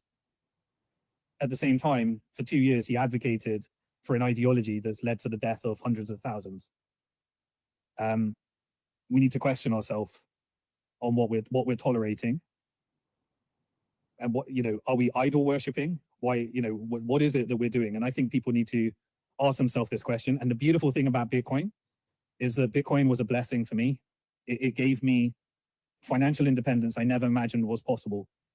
And I act like it could be taken away at any time if we don't think about what's best for what's collectively good for humanity at the moment. And I know that's a hard question and everyone will find their thing. But we do need to ask ourselves a question. 20,000 people were killed because, the proof of weapons network, inflation, drug addiction, homelessness, wealth inequality, all of these exist across the biggest economy in the world. We're fighting with each other. We are being driven to hate each other. the Democrats, the Republicans, the lefties, the LGBTQs, the Zios, the Muslims, the whatever. Like, you pick your poison. They're dividing and conquering us. We have to step above that. We have to really think, whose agenda am I serving by hating this person? And I'm telling you, you're serving the agenda of a surveillance state from the proof of weapons network that profits from manufacturing consent for taking away your human rights and replacing them with a surveillance state and a technocratic 1984 thing. Whichever side you end up on, it is a spiritual battle. And I believe that it's about trying to just take away as many of these divisive narratives that take us down these worst places of human behavior. So it's how we treat each other in the end. And what are we able to tolerate? And what are we not able to tolerate? And that's about all the wisdom I've got for you. Thank you so much, man. This has been outstanding. Again, just you've taken themes that we constantly revisit on the show, and you've thoroughly unpacked them in just a very insightful way. So thank you so much. Okay, appreciate you giving me a platform to talk about subjects that you know, and that's what we do have to be grateful for. I've never felt like I've been able to access more information to figure out what I think the truth is, and then be able to share that with as many people as possible. And that's a gift. That's definitely a blessing and a gift that we've never had before. Indeed. Yeah, just great work, man. Really good. Hope people get something out of this. So where can people find you on the internet? So I go live every week on YouTube, Simon Dixon, which is the Bitcoin Hard Talk. I've got a podcast, and I break down everything that happened this week in Bitcoin for an hour, in macro for an hour, and then geopolitics for an hour, and connect all the themes together. I do that every single week to try and document all this history. And then I'm very active on X, and yeah, and I produce all my content on simondixon.com. I sold my business. Bitcoin's given me all the financial freedom that I need. I never went public, so I'm not in the public company agenda. I didn't take Silicon Valley money. So I'm as independent as I possibly can be. And Bitcoin gave me this gift. So I just try and help people with the information that I have. Sometimes it's very polarizing. Some people hate what I've got to say, but I'm always open to the dialogue. Beautiful. Thank you for your time. All right. Thank you for hosting me. Thank you.